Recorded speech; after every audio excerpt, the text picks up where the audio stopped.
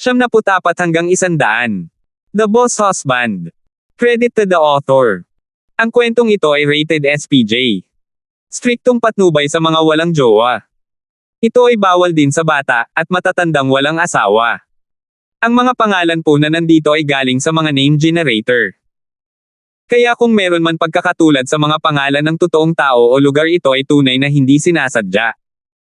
Sa tuwing lumalabas siya kasama si Thalia, ito ay sa isang kakaibang lugar. Ang unang pagkakataon ay sa isang hoodlum company, ang pangalawa ay isang stall sa gilid ng kalsada na may maaanghang na pagkain. Pangatlo na ang pagkakataong ito, at handa si Justin, ngunit pagdating nila sa kanilang destinasyon, nakatulala pa rin siya. Stone Engineering Construction Corporation. Ito ay isang kumpanya, ngunit ang lugar kung saan sila ay hindi kung saan ang kumpanya mismo ay matatagpuan, sa halip ay isang construction site na pinangangasiwaan ng kumpanyang iyon.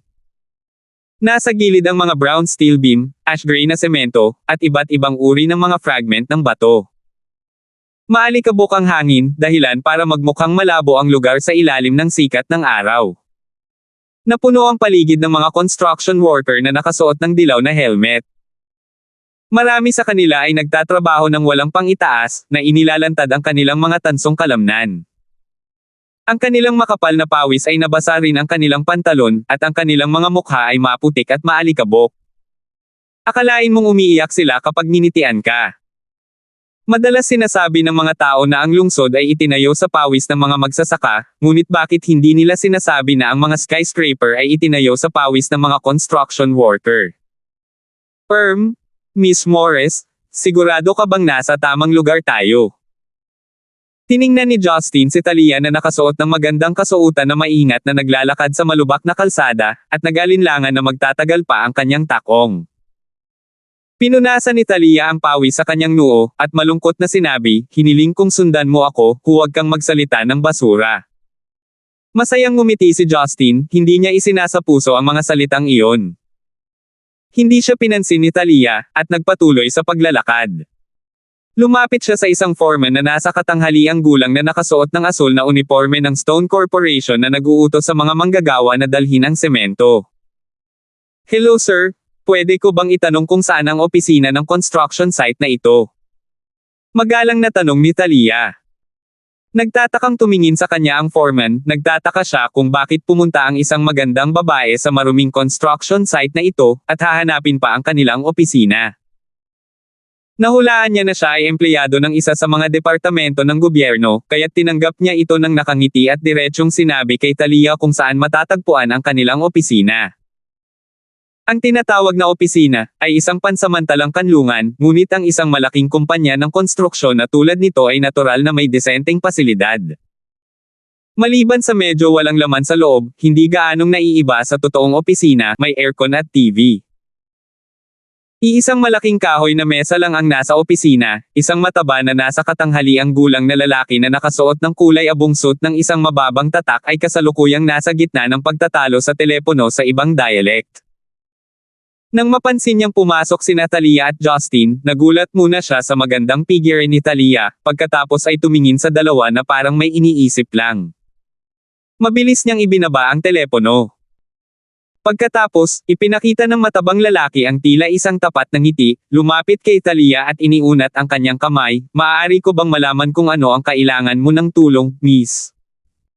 Hindi pinansin ni Thalia ang kamay ng lalaki sa natural na paraan, at walang pakialam na sinabi, "Nasaan si Francis Sawyer?" "Nandito ako para sunduin siya." Ang mataba ay hindi nakipagkamay, ngunit hindi siya nakaramdam ng awkward dito, nang marinig niya ang pangalang, Francis, ay kinusot niya ang kanyang mga mata, hanggang sa halos hindi na ito makita, "Ikaw ang anak ni Francis." Napataas ang kilay ni Thalia, ngunit tumango pa rin, "Oo." Si Justin na nakatayo sa likuran ay tumingin sa eksenang ito nang may pag-usisa, hindi niya akalain na narito ang ama ni Thalia, at tila may masamang nangyari. Naalala niya na kanina, sinabi sa kanya ni Thalia na patay na ang kanyang ama, ibig sabihin ay malamang na stepfather niya itong si Francis. Hindi huminga si Justin, at tahimik na nanood. Tahimik niyang sinindihan ang kanyang sigarilyo at humiti. "Nagdala ka ba ng pera?" Parang nagbago ang mukha ng mataba, habang nakatingin siya kay Talia ng may pagmamalaki, na parang naging superior siya sa kanya sa isang iglap. Tahimik na inabot ni Talia ang kanyang maliit na handbag at naglabas ng isang bangkos ng mga pulang papel, halatang hindi ito maliit na halaga sa isang sulyap, at sinabi niya, ito ay 5,000 Huaxia dollars, bitawan mo siya. 5,000. Tumawa ng malakas ang mataba, 5,000 ang halaga kanina, mula noong tumawag sa iyo ang adik mo sa isang ama hanggang ngayon, medyo matagal na ang lumipas, at ngayon ay mahigit 5,000 na. Ano? Ang ekspresyon ni Talia ay naging pangit. Pilit niyang nilabanan ang kanyang galit at nagtanong, natalo na naman siya. Ilang beses sumangot ang mataba, may hawak na mahabang sigarilyo sa kanyang bibig, at itinuro ang katabi ng silid, dapat kang pumasok upang tingnan ang iyong sarili, at tingnan kung gaano kalaki ang nawala sa kanya. Tumalikod si Talia at umalis sa opisina na parang hangin, naglakad patungo sa kalapit na silid, at mabangis na binuksan ang pinto. Isang masangsang na amoy ng usok at alak ang lumabas mula sa silid, agad na nabulunan si Talia at umubo ng 2 beses dahil sa nakakadiri nitong amoy. Ngayon ay nakita na niya ang kalagayan ng silid. Ilang mesa at bench lang ang nasa kwartong ito. Sa mesa ay may magulong poker card, paigo, at mahjong tiles. Ang sahig ng semento ay natatakpan ng upos ng sigarilyo at mga walang laman na bote ng beer. 2 umuugong na bombilya na maliwanag ang nagpapaliwanag sa silid na may mahinang liwanag. Sa sandaling ito, may 8 lalaking nakasuot ng leisure na damit na nakapalibot sa pinakamalaking mesa sa silid, at may 2 lalaki, isa sa bawat dulo ng mesa. Isang lalaking mahaba ang mukha ay nakasuot ng hindi nakabutones na puting kamiseta, na may suklay na buhok at isang sigarilyo sa kanyang bibig at ipinatong ang isang paa sa bangko, mukhang napaka-relax. Sa kanyang tapat, ang kabilang figure ay nanginginig, nakasuot siya ng dilaw na short-sleeved shirt, na may malungkot na ekspresyon. Maraming kulubot ang gilid ng mata at noo, habang ang mukha naman ay sobrang payat na parang nakausli ang mga pisngi. Napansin ng mga tao sa silid na bumukas ang pinto at napalingon sila. Nang mapagtonto nilang ang nagbukas ng pinto ay isang magandang babae, nagniningning ang kanilang mga mata. Tanging ang kulot na nasa katanghaliang gulang na lalaki na may malungkot na mga mata ang nagpahayag ng hindi kapani-paniwalang kaligayahan nang makita niya si Talia, na parang hinihila siya palabas sa putik at papunta sa mga ulap. Agad itong sumugod sa kanya, at hinawakan ang mga balikat nito ng malakas, Neri. Bilasan mo akong bigyan ng pera. Bilasan mo akong bigyan ng pera. Gusto kong mag-stage ng comeback. Bilasan mo ibigay mo sa akin. Nakaramdam ng kirot si Talia dahil sa paghawak sa kanyang mga balikat, ngunit hindi ito nagpumiglas. Na may mapupulang mga mata, sinabi niya ng may malungkot na ngiti, magkano ang gusto mong pera? Ibigay mo sa akin ang lahat ng mayroon ka. Gusto kong mag-stage ng comeback. Sigaw ng lalaki, parang tinurok siya ng stimulants. Sa sandaling ito naiintindihan na ng iba pang mga lalaki ang nangyayari, ang lalaking nakasuklay ng buhok ay malisyosong ngumiti at sinabing, bata, dapat ikaw ang tinatawag na anak ni Francis. Ang iyong ama na si Francis ay may utang pa sa akin, si Dejan ay 120,000 utang sa pagsusugal, dapat mong bayaran siya bago siya hayaang sumugal muli sa akin. Namumula sa galit ang mukha ni Francis, tumalikod siya at sumigaw, huwag kang maging kampante, Dejan. Susugal ulit kita pagkatapos kong kunin ang pera. Pagdating ng panahon, 20,000 ang utang mo sa akin. 20,000. Namutla ang mukha ni Talia, tumingin siya sa baliw na si Francis mula sa likuran at sinabing, sa loob lamang ng kalahating oras, naging 20,000 ang iyong pagkalugi mula sa 5,000. Alam mo ba ang ginagawa mo? Ako. Tumalikod si Francis, at nakitang malabo na ang mata ni Talia. Sa wakas ay napagtanto niya na may nangyari, kaya't kinagat niya ang kanyang mga ngipin upang mag-ipon ng lakas ng loob at sinabing, nadulas ako saglit kanina, huwag kang mag-alala tungkol dito, Neri mabilis kong mapagtagumpayan ang lahat. Nadulas saglit? Maikli ba ang oras na ginugol mo sa pagdulas? Ilang taon na ba? Gaano karaming pera ang ibinigay ko sa iyo? Alam mo ba na lahat ng perang iyon ay sapat na para makabili ng flat sa Stonegate? Sa wakas ay hindi napigilan ni Talia ang paghampas sa kanya.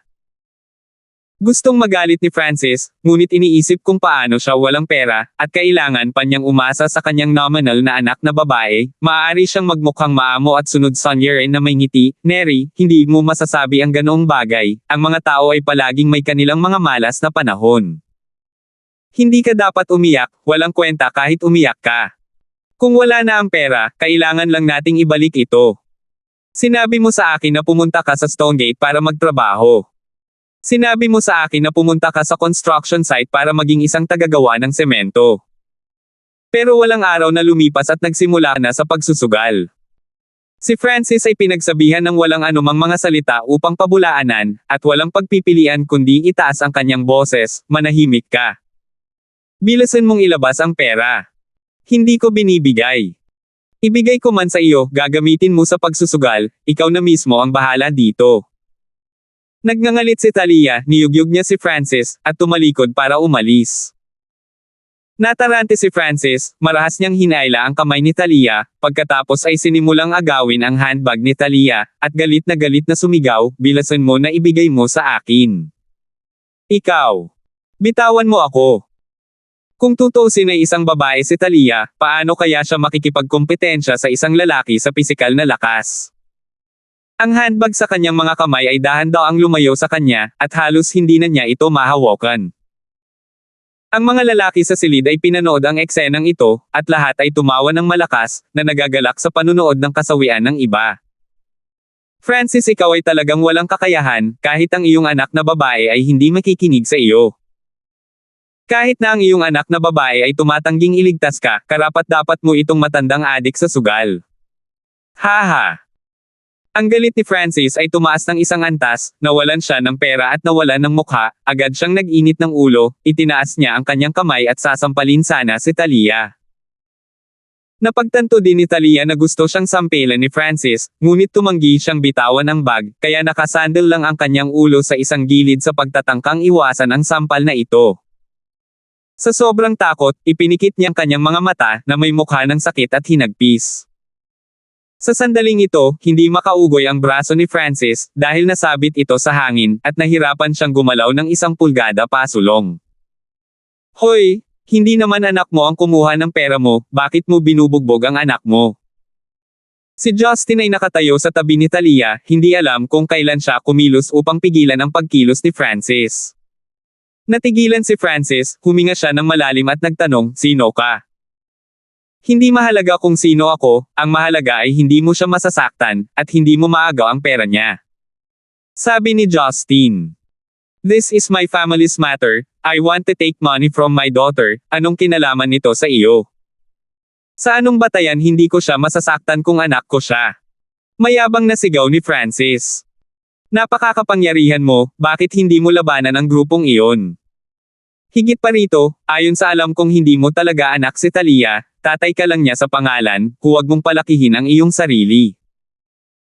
Malamig na nagsalita si Justin, at nagbigay ng kaunting lakas sa kamay na ginamit niya sa pagkakahawak kay Francis, at sa isang pagtulak ay naging dahilan upang umatras si Francis ng ilang hakbang.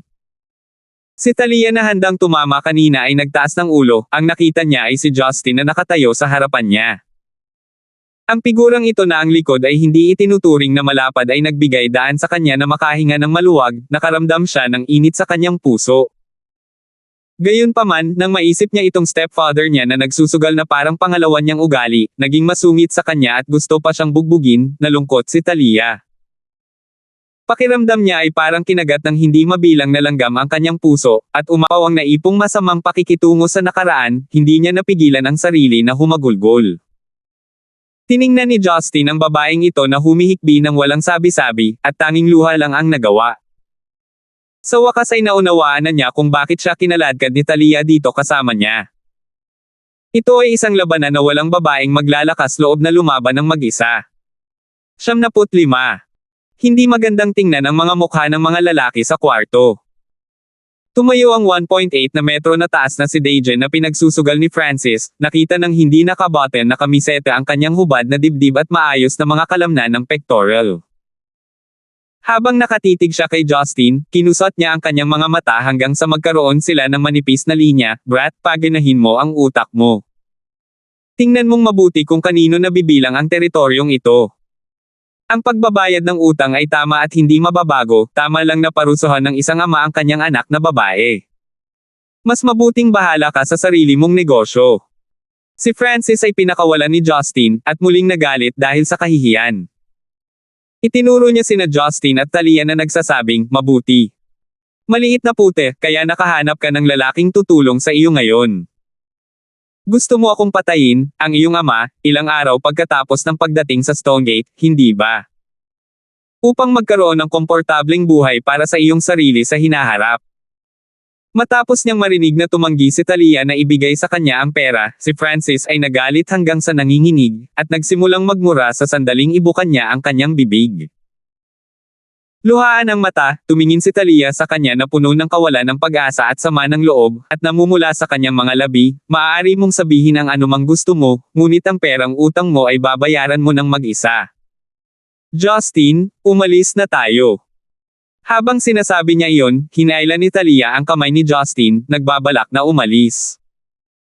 Natural na walang pakialam si Justin, talagang walang papuri ang maibibigay niya kay Francis, ang taong ito ay brain dead or retard, ang mga salitang no medicine can save, ay mas bagay sa kanya kaysa sa iba. Kung hindi siya ang stepfather ni Talia, ang pagtulak na iyon ni Justin sa kanya kanina ay isa na siyang dahilan ng pagkabali ng braso niya. Gayunpaman, ang mga lalaki sa silid ay halatang hindi papayag na umalis ang dalawa ng ganoon kadali. Malamig na ngumuso si Dajen, kung hindi ka magbabayad, huwag mo nang isipin na umalis. Nakangiti ang mga construction worker habang nagmamadaling lumabas ng pinto para harangin ang landas ng pagbabalik ng dalawa, at pinagmamasdan din ang lahat ng balat na nalantad ni Talia na may mapang-akit na liwanag. Maaaring sabihin na si Justin ay nakaranas ng bagong bagay ngayon na pinipigilan mula sa pag-alis sa sikat ng araw. Hindi niya maiwasang ngumiti kay Talia at sinabing, nagtataka ako kung bakit parang kinukunan kami ng pelikula. Ngunit wala sa mood si Talia na makipagbiruan sa kanya. Pilit niyang pinipigilan ang takot sa kanyang puso habang pinupunasan niya ang kanyang mga luha at sumigaw, ano ang sinusubukan ninyong gawin? Naniniwala ka ba na hindi ako tatawag ng pulis? Ang ginagawa mo ay ilegal na pagsusugal. Makukulong kayong lahat at pagmumultahin. Tawa ng tawa ang mga lalaking naroroon, parang narinig nila ang pinakamalaking biro sa mundo. Lumapit si Dajen na mukhang malupit at walang kibo, pagkatapos ay sinabing may sardonic na ngiti, bata, hayaan mong sabihin ko sa iyo, dati, ang mga taong may utang sa akin, Dajen, ng pera sa mga construction site ay pare-pareho ang sinabi. Isusumbong daw nila ito sa pulis, at ipapasquat kami sa kulungan. Pero alam mo ba kung ano ang nangyari sa kanila pagkatapos? Ano? Walang takot na tinitigan sila ni Talia at nagtanong. Ngumisi si Dajen, sa mundong ito, ang may mas malakas na kamao ay katwiran. Kapag natalo ko ang isang tao hanggang sa puntong hindi na sila makilala ng kanilang mga magulang, paano nila ito isusumbong sa pulisya? Ang isang bagay na tulad ng batas ay isang piraso lamang ng tae. Sa huli, kailangan pa rin nilang masunurin na magbayad. Paulit-ulit na pinalaki ni Dajen si Talia mula sa itaas hanggang sa ibaba, nag-click sa kanyang dila at sinabing, gayunpaman, ang sitwasyon ngayon ay medyo espesyal, hindi ako isang taong mahilig magpatalo sa mga babae. Kung ang magandang binibini na ito ay handang magbigay ng kasiyahan sa ating magkakapatid, kung gayon ang usapin tungkol sa pera ay maaaring pag-usapan, at ikaw ay palayain sa ibang pagkakataon. Napakalinaw na ng kahulugan sa likod ng mga salitang iyon, na gamitin ang kanyang laman para magbayad. Ang mga lalaking nag-iingat na ng masama ay tumingin kay Talia ng masama, na para bang naghihintay na silang pagsilbihan ng napakasarap na pagkain na ito. Si Francis na natatakot na mabugbog ay kinakabahan na tumayo sa gilid. Nang marinig niya na may pag-asa tungkol sa kanyang utang, agad na nabuhayan ang loob niya, at sinigawan niya si Talia, munting putya. Nagsalita na si Kuya Dajen. Ano bang tinatitigan mo? Ano ang kinalaman nito sa iyo? Lumapit si Dajen at sinampal si Francis, mukha ba akong taong pipilitin ang sarili ko sa isang babae? At saka, paanong 20,000 ang katumbas ng halaga ng malambing na babae na ito? Nang marinig na talagang gusto ni Francis na pumayag siya sa kahilingan ni Dagen, halos himatean si Talia sa galit, ngunit para bang natuyo na ang kanyang mga mata, at tanging determinasyon at galit na lang ang natitira, na may malungkot na ngiti ay sinabi niya, huwag na kayong mangarap, hindi ninyo ako matatakot. Kung matalino ka, pakakawalan mo na ako ngayon, kung hindi, tatawag talaga ako ng pulis. Ang pagganap ni Talia ay nakakuha ng paghanga mula kay Justin, tulad ng inaasahan ng isang matagumpay na babae sa karera, sa kabila ng pagkawala ng kontrol sa kanyang mga emosyon kanina, nagawa niyang mabilis na mabawi ang kanyang katahimikan. Lagi kong sinasabi na ang mga babae ay bobo, sa tingin mo ba ako ay kalokohan? Napakamot ng tenga si Dagen, at nagsalita ng masama, magtapat ako sa iyo, ang hepe ng lokal na istasyon ng pulisya sa lugar na ito ay may kaugnayan sa aking bayaw, kahit tumawag ka ng pulis, walang mangyayari. You should know my brother-in-law, he's the boss in the other room, and he's been watching US. Ang pera ko ay pera niya, sa tingin mo ay madali kayong umalis.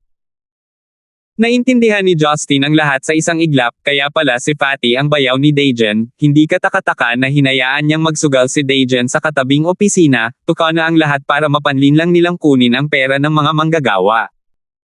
Hindi na binalak ni Talia na manatili pa, at sinabing, Justin, tere na, huwag mo na silang pansinin. Aalis na sana ang dalawa, ngunit ilang lalaki ang agad na hamarang sa daan at tinitigan ang dalawa na may nagbabantang kislap sa kanilang mga mata. Kukunin sila at dalhin sila sa loob. Hindi na nag-abalang magsalita si Dagen, nagpasya siyang gumamit ng dahas. Nang makita ni Francis na kikilos na ang grupong ito, dali-dali siyang umiyak at sumigaw, Brother Dagen, sila ang ayaw magbigay sa iyo ng pera. Wala itong kinalaman sa akin. Pumasok ka na. Marahas na sinipa ni Dagen ang puwitan ni Francis, at si Francis ay bumagsak pabalik sa silid. Ang ibang mga lalaki ay lumakad pasulong, na nagnanais na hulihin si Justin at Talia nang magkahiwalay, at ihatak sila sa silid, ngunit paano maaaring pabayaan ni Justin ang mga bagay ayon sa gusto nila. Pinananatili niya si Talia na medyo nag-aalangan sa kanyang tabi, at pagkatapos ay itinaas ang kanyang binti para sipain ang ilan sa mga lumalapit. Ang iilan sa kanila na malapit nang makalapit kay Justin ay hindi makatayo sa oras, at natangay sa mga biglaang sipa. Parang nabali ang mga buto ng dibdib nila, buti na lang at maayos ang kalusugan nila, kaya hindi sila direktang nagluwa ng dugo. Nakita ni Justin ang kanilang pinuno na si Dagen na nakatingin sa kawalan, kaya nginisyon niya ito, lumapit sa kanya at hinawakan siya sa kanyang buhok. Hindi niya lang binigyan ng pagkakataon si Dagen na mag-react, at nang ihagis niya si Dagen pabalik sa silid, hinawi niya ang isang malaking dakot ng buhok. Si Dagen ay nahulog ng husto na siya ay nakakakita ng mga bituin. Palagi niyang iniisip na hindi siya matatakot sa sinumang may ganitong matipunong katawan, ngunit hindi niya akalain na hindi siya makagalaw kahit kalahating galaw sa harap ng mukhang ordinaryong lalaking ito. Sa halip ay bumagsak siya ng husto sa lupa nang walang kahit kaunting pagkakataong makapag-react. Sobrang sakit, parang nawala ang isang layer ng balat sa ulo niya. Hinawakan ni Dagen ang kanyang ulo, at naramdaman niya ang isang malaking bundle ng buhok na natanggal, may dugo pang ang umaagos. Sa pagpindot na ito, ang kalahati ng kanyang kamay ay nababalot ng maitim na pulang dugo, na agad siyang natakot. Sa isang iglap, ang mga mesa ay binaligtad. Si Justin ay parang pastol na namamahala sa isang kawan ng mga tupa, sa isang paghagis at isang string ng mga sipa, binugbog niya ang mga lalaking ito hanggang sa puntong iniiyakan nila ang kanilang ina. Ang mga mata ni Francis na puno ng pagkabalisa at takot kanina ay nagpakita na siya ay nagulat nang makita niya ang eksenang ito. Dali-dali niyang tiniis ang sakit sa kanyang puwitan at tumakbo sa gilid ni Justin, na may pasasalamat ng ngiti ay sinabi niya, kaya expert si little brother, hehe, tulungan mo akong bigyan sila ng tamang palo. How dare they beat me kanina? Haha. Walang pag-aalinlangan na sumulyap sa kanya si Justin, pagkatapos ay itinaas ang isang paa upang bigyan ng panibagong sipa ang kanyang puwitan. OWW. Si Francis ay muling bumagsak sa kanyang mukha at pumasok sa silid. Ikaw. Anong sinisipa mo? Ako ang ama ni Neri. Sinaway ni Francis. Wala akong ama na katulad mo. Nang hindi naghihintay na sumagot si Justin, malamig na sinabi ni Talia. Ikaw.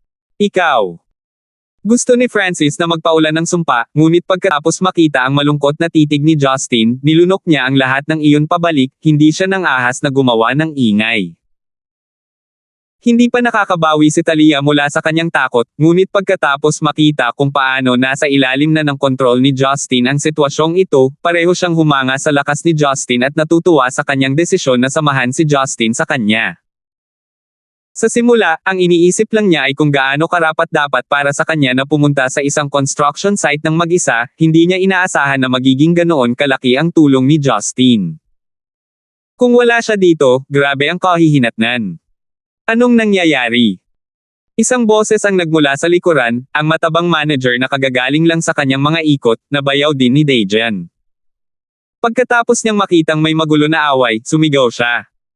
Nang makita ni Dajan ang mataba na paparating, parang natagpuan niya ang kanyang tagapagligtas. Walang pakialam sa dumudugo niyang ulo, malakas siyang humagulgol, Brian. Bayaw! Nagbalik ka na! Tumanggi silang magbayad at binugbog pa ang mga tao ko. Agad na naging itim ang mukha ni Fatty, nanginginig ang mabangis nitong mukha habang sinabing, ano ba kayong gawa? Ang daming lalaki at kahit isang lalaki at isang babae hindi mo kayang tumira. May alam kung fo ang brat na ito, oo masakit talaga. Napasigaw sa sakit ang isa sa mga lalaking nasa lupa. Tiningnan ni Fatty ang kanilang kahabag-habag na anyo, at may kaunting takot din sa kanyang puso, ngunit alam niyang hindi ito ang oras para matakot, kaya nagpanggap siyang kalmado habang sinasabi, Brat, paano kung kaya mong lumaban? Ang lipunan ay pinasyahan na ng batas, kailangan mong makulong dahil sa pambubugbog sa mga tao. Naniniwala ka bang maaari akong tumawag ng pulis dito para arestuhin ka ngayon? Pumunta sa kulungan. Ngumiti si Justin, kayong mga tao ay nagpapatakbo ng ilegal na pagsusugal tulad nito, at kahit na nakipagsabuatan upang pagnakawan ang mga manggagawa ng kanilang pera, kung ang bagay na ito ay ilantad, hindi ito magiging kasing simple ng pagkakulong lamang sa isang selda ng kulungan sa loob ng ilang araw, hindi ba? Nang marinig ang banta na ito, namula ang mukha ng mataba, huwag kang magsalita ng walang kwenta. Si Francis mismo ang gustong sumugal. Anong kinalaman natin yan?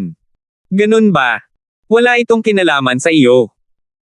Napangiti si Justin, pagkatapos ay dahan-daang lumapit sa mataba, at sinabing, dahil sinabi mong wala itong kinalaman sa iyo, kung gayon gagawin namin itong isang bagay na may kinalaman sa iyo, ano sa palagay mo? Ano, anong ibig mong sabihin? Medyo nagulat si Fatty. Biglang hinawakan ni Justin ang leeg ng mataba, nang hindi na hinintay na mag-react ang mataba, kinaladkad niya si matabang papasok sa silid na parang hinihila niya ang isang patay na aso. Ang 200 librang katawan na iyon ay tila hindi gaanong mahalaga sa kanyang mga kamay.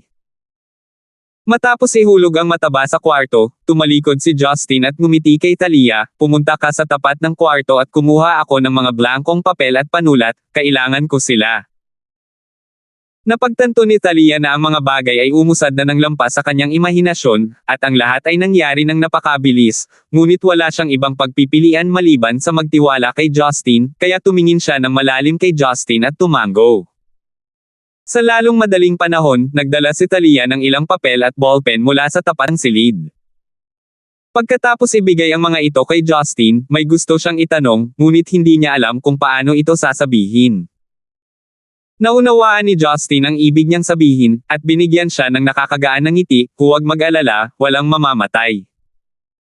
Lahat ng tao sa silid ay natakot na kay Justin hanggang sa puntong hindi sila nang ahas gumawa ng ingay. Ang gusto lang nila ay makakuha ng pera mula sa aktibidad na ito, hindi sila martir ng isang revolusyon, at natatakot silang matalo. Kaya't habang lubos na nababatid na hindi sila makakalaban ni Justin, malinaw na hindi sila mag-aanyaya ng pambubugbog kung magagawa nila. Matapos palabasin ni Justin si Talia sa silid, nilock niya ang pinto ng silid. Pagkatapos ay lumingon siya sa grupo ng mga lalaki na nanginginig sa takot at nagpakita ng hindi nakakapinsala at banayad ng ngiti. 76. Halos isang oras na ang lumipas mula nang umalis sila sa construction site ng Stone Corporation. Nang umalis siya sa silid, ibinulong ni Justin ang lahat ng papel na hawak niya sa kanyang kamay, at nagsuot ng tahimik na ekspresyon. Hindi siya umimik, na naging dahilan ng pagpigil ni Talia. Bumalik sa kotse, nanatiling tahimik si Justin at sa wakas ay hindi napigilan ni Talia na magtanong, ano iyon sa iyong kamay? Malinaw na gusto mo akong tanungin sa lahat ng oras, ngunit sinadya mong maghintay ng napakatagal na panahon. Nakita mo na hindi ako nagkusa na sabihin sa iyo, kaya nagtanong ka na lang pagkatapos mong sa wakas ay hindi mo napigilan ang iyong pag-usisa, Miss Talia, ito kaya ang tinatawag nilang reserved. Nang ilantad ni Justin kung ano ang nasa kanyang puso, namula si Talia, pagkatapos ay inilibot niya ang kanyang mga mata sa kanya at inagaw ang papel mula sa kanya upang tingnan. Matapos basahin ang ilang pahina nito, nanlaki ang pares ng mapupungay na mga mata ni Talia ngunit hindi siya makapagsalita, tumingin siya kay Justin na may kakaibang ekspresyon, at sinabing, bigla akong nakaramdam ng simpatiya para sa kanila, anong uri ng pananakot ang mayroon sila para sumulat sila ng tulad ng pagpapakamatay na pag-amin ng pagkakasala. Tama, ang papel na nasa kamay ni Justin ay pawang mga detalyadong dokumento na naglalaman ng serye ng mga pag-amin ng mga krimen tungkol sa pagsusugal, awayan, pamimilit at panloloko ng mga lalaking iyon. Hindi mahalaga kung ito ay totoo o mali, ang mga ito ay isinulat ng mag-isa gamit ang kanilang sulat kamay, lahat sila ay may kanilang mga lagda, mga tatak ng kamay. Ginamit pa ang dugo para sa mga tatak ng kamay. Ang mga bagay na ito ay ibibigay sa pulisya, at pagkatapos ang kailangan lang ay humanap ng abogado na maghahabol sa kanila. Sa ganoong paraan ang mga taong ito ay kailangang makulong ng hindi bababa sa 2 hanggang 3 taon, at magkakaroon din ng mga bagay tulad ng mga multa. Itinuro ni Justin ang isa sa mga papel, at sinabi, ang pirasong ito ay isang IOU mula kay Dejan, kung kailangan mo ng pera, maaari kang humiling ng pagbabayad ng 100,000 utang mula sa kanya o sa kanyang bayaw. Ngunit kung tinatamad kang parusahan sila, maaari mo na lang itong itapon sa basurahan. Tiningnan ito ni Talia, ito ay talagang nasa karaniwang format, isang IOU na may parehong pirma at thumbprint. Kung dadalhin ito sa korte, ituturing din itong valid na ebidensya. Noong una ay siya ang may utang sa kanila, ngunit ngayon nang walang dahilan ay siya ang nagpautang. Hindi mo naman siguro ginamit ang torture para pilitin ang pag-amin, tulad ng mga nasa pelikula, di ba? May pag-aalinlangan na tanong ni Talia, at sa kanyang isipan ay lumitaw ang isang madyugo at kakilakilabot na eksena, na naging sanhi ng kanyang panginginig. Umiling si Justin, na may seryosong mukha sumagot siya, mukha ba akong ganoong klase ng tao?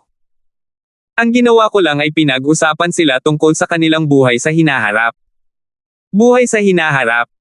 Oo, tanong ko lang sa kanila, gusto mo bang ituloy ang bloodline ng pamilya mo? O may balak ka bang tapusin ito? Pagkaraan ng ilang sandali, casual na inilagay ni Talia ang mga papel na ito na naglagay sa kapalaran ng grupong iyon sa glove compartment ng kotse, pagkatapos ay pinaandar ang kotse. Pagkatapos niyang imaneho ang sasakyan palabas ng construction site, bumantong hininga siya, at sinabi ng may malinaw na boses, bagaman hindi ko alam kung paano mo ito ginawa, kailangan kong magpasalamat, na iligtas mo na naman ako. Sinubukan ng mga taong iyon na gumawa ng isang hakbang laban sa akin, kaya hindi lamang ito upang tulungan ka. Hindi ko sila hahayaang magkaroon ng magandang panahon para sa sarili kong dahilan. Saglit na nag-isip si Justin, pagkatapos ay nag-aalangan na nagsalita, ginawa kong mawala iyong stepfather mo, hindi naman ito magiging problema, di ba? Walang problema, nagrente ako ng bahay malapit sa lugar na ito para sa kanya, pwede siyang pumunta doon. Kumunat ang noo ni Talia, halatang puno ng kalungkutan sa mga kinikilos ni Francis. She made a deep sigh then said, ayokong isipin yung taong yon. Justin, maaari mo ba akong samahan sa isang lugar? Gusto kong magpasalamat ng maayos. Hindi mo na naman ako ililibre sa isang stall sa tabi ng kalsada, hindi ba? Nagpout si Justin, medyo maanghang ang mga ulam doon, medyo namamaga ang labi ko dahil doon. Mukhang naging mas mabuti ang mood ni Talia, dahil muli niyang ipinakita ang kumpiyansa na siya lamang ang nagtataglay. Tumingin siya kay Justin na may malawak na ngiti, sa ngayon ay oras na ng tsaa, kalimutan na natin ang pagkain, dadalhin kita sa isang lugar na tiyak na gusto mo. Muling napagpasyahan ni Justin na saan man siya pumunta kasama si Talia ay tiyak na isang kakaibang lugar. Makalipas ang kalahating oras, dinala ni Talia si Justin sa coastal area sa silangan ng Stonegate at sa isang lugar na parang forest park, pagkatapos ay nagmaneho sa kahabaan ng two-way na kalsada na puno ng halaman. Ang pulang Audi ay dahan-daang dumaan sa kagubatan. Ang mga kakahuyan sa paligid ay luntiang at luntiang, ang tanawin ng bundok ay may mga bahid ng dilaw habang unti-unting lumalapit ang taglagas. Paminsan-minsan ay may mga ibon na lumilipad sa gitna ng mga puno. Ang mga nalaglag na dahon sa gilid ng kalsada ay binuhat at nagkalat ng dumaan ang sasakyan. Pagkatapos lamang ng isa pang dosina o higit pang mga minuto ay may nakita si Justin sa burol. Ito ay isang sports center na kumuha ng malaking halaga ng lupa. Kung tutuusin, isa itong sports center para sa mga mayayaman na masyadong naiinip at gustong mag-ehersisyo. Pinagmamasdan ito mula sa malayo, maliban sa iba't ibang outdoor ball game court, mayroon pang ang racing track. Ang lugar na sinabi mo na talagang gusto ko ay ang sports center na ito. Tanong ni Justin na may mapait na mukha. Tumango si Talia, sa tuwing masama ang pakiramdam ko, madalas akong pumupunta sa lugar na ito para mag-ehersisyo. Kapag nag-ehersisyo ako hanggang sa pinagpapawisan na ako, parang wala nang mahalaga. Ngunit hindi ako mahilig mag-ehersisyo. Napakagaling mong lumaban, paanong posible na hindi ka mahilig sa ehersisyo? Nagdududang tanong ni Talia. Ang pakikipaglaban ay nakasalalay sa pagpatay ng mga tao, pagpatay hanggang sa maging bihasa ang isa, pag-eehersisyo ay isang pag-aaksaya lamang ng lakas. Sabi ni Justin sa kanyang puso, ngunit sadyang sinabi sa kanyang bibig, tamad lang akong tao, kahit na naglalaro ako, hindi ako naglalaro ng may kinalaman sa sports. Pagkatapos ay maaari kang umupo sa isang lugar sa gitna at tumingin sa mga beauties na ehersisyo, alam kong magugustuhan mo iyon. Maraming gwapo ba dito? Medyo natuwa si Justin. Tiningnan siya ni Talia na may pang-aalipusta, may asawa ka na pero napakadaldal pa rin. Hayaan mong sabihin ko sa iyo, ang lugar na ito, ang Maple Forest Fitness and Leisure Center ay bukas ng hindi bababa sa 20 taon na ngayon, isang napakalaking mayorya ng mataas na antas na mga babaeng negosyante at mga dalaga ng mayayamang pamilya ang pumupunta rito para mag-ehersisyo. Sa halip na tawagin itong isang sports center, maaari mo pa itong tawaging isang all-around top-grade country club, hindi sinasabi na magkakaroon ng maraming mga kagandahan dito. Maaaring hindi ako isang taong matigas ang ulo, ngunit para sa iyong kapakanan, Miss Morris, mas mabuting pumasok na tayo sa lalong madaling panahon. Sinabi ni Justin na may sincere na ekspresyon. Tulad ng sinabi ni Talia, pagkatapos pumasok sa Maple Forest Leisure Center, walang tigil ang pagdaloy ng mga babaeng naglalakad, at idinagdag pa na karamihan sa kanila ay nakasuot ng hot pants para sa ehersisyo na may iba't ibang kulay, na nagpapakita ng kanilang mga hubad na hita. Hindi mabilang na mga pares ng walang bitik-bitik na puti at payat na mga binti ang umindayog sa harap ng kanyang mga mata, maaari itong ituring na isang kasiya siyang karanasan para sa sinumang lalaki. Dahil sa pag-eehersisyo, maraming babae ang nagkaroon ng pawis sa kanilang katawan, ang bango ng kanilang katawan at ang kanilang pabango ay naging lubhang kakaiba. Habang naglalakad sila, ang bango nila ay tumatago sa ilong ng isa. Pinangunahan ni Talia ang daan nang lumingon siya at nakita kung paano tumingin si Justin sa kabuuan nang hindi man lang naitago ang kanyang tingin, nag-iwan ito ng bahagyang masamang lasa sa kanyang bibig, hoy, kahit na gusto mong tumingin, hindi mo ba pwedeng gawing halata? Paano kung nandito ang boyfriend nila o kung sino? Maaaring magkaroon ng isang salungatan, at iyon ay magiging mahirap. Anong uri ng salungatan ang maaaring lumitaw? Walang pakialam na ngumiti si Justin, sa pinakamasamang kaso, maaari kung walang kahihiyang tumanggi na aminin na tumingin ako, hindi ba iyon ang katapusan? Inilibot ni Talia ang kanyang mga mata, hindi siya mapakali na pakialaman ang rogue na ito. Naglakad sila patungo sa pangunahing lounge ng Maple Forest Leisure Center. Ang pangunahing lounge ay binubuo ng transparent na reinforced glass, ang disenyo nito ay tila napakaliwanag at sunod sa moda. Ang silver modern-looking stereoscopic logo at perfectly fitted bonsai plants, ginawa ang buong lounge na maluwag at puno ng sariwang hangin. Ang mga empleyadong naglalakad ay mga magagandang binibini o binata na may mga ngiti na parang sikat ng araw. Lahat sila naka-t-shirt na may logo ng maple leaf. Nang makita nila sina Talia at Justin ay nagpakita sila ng matamis na ngiti. Naglakad sila papunta sa isang gantry sa main lobby. Kapag nalampasan na nila ang gantry na ito, sila ay nasa aktual na fitness center. Isang babaeng may matamis na ngiti ang humiling kay Talia ng kanyang pass. Bumunot si Talia ng malalim na pulang card, ipinasa ito sa ginang, pagkatapos ay itinuro si Justin, ito ang aking katulong, maaari ba tayong pumasok ng sabay? Miss, VIP card ang card mo? May karapatan kang magsama ng isang kaibigan. Matiig ang sagot ng ginang. Pinunasan ni Justin ang kanyang ilong at sinundan si Talia, pagkatapos ay nagtanong, bakit parang medyo maputi ang mukha na inaalagaan ng kanyang sugar mommy? Huwag mong sabihin yan, hindi naman maputi ang mukha mo. Kinutya si Talia. Nakaramdam ng pagkadismaya si Justin, hinaplos niya ang kanyang elegant at mag-ara na mukha, at lihim na naisip, masyadong malikot ang babaeng ito, nakalimutan niyang ako ang kanyang benefactor ng napakabilis. Miss Morris, ang tagal na nung huli kang dumating. Ilang hakbang pa lang sila nang may pamilyar at mature na boses ang lumabas sa gilid, na nagpapahayag ng taos-pusong tanggap kay Talia. Tumalikod si Talia, at binigyan ng taong nilapitan ng isang masayang ngunit reserbadong ngiti. Hindi alam kung ito ay sinanay ng ngiti ng isang manggagawa sa PR o ang kanyang likas na alindog. Para kay Justin, sa sandaling lumingon siya ay nagulat siya. Bakit siya?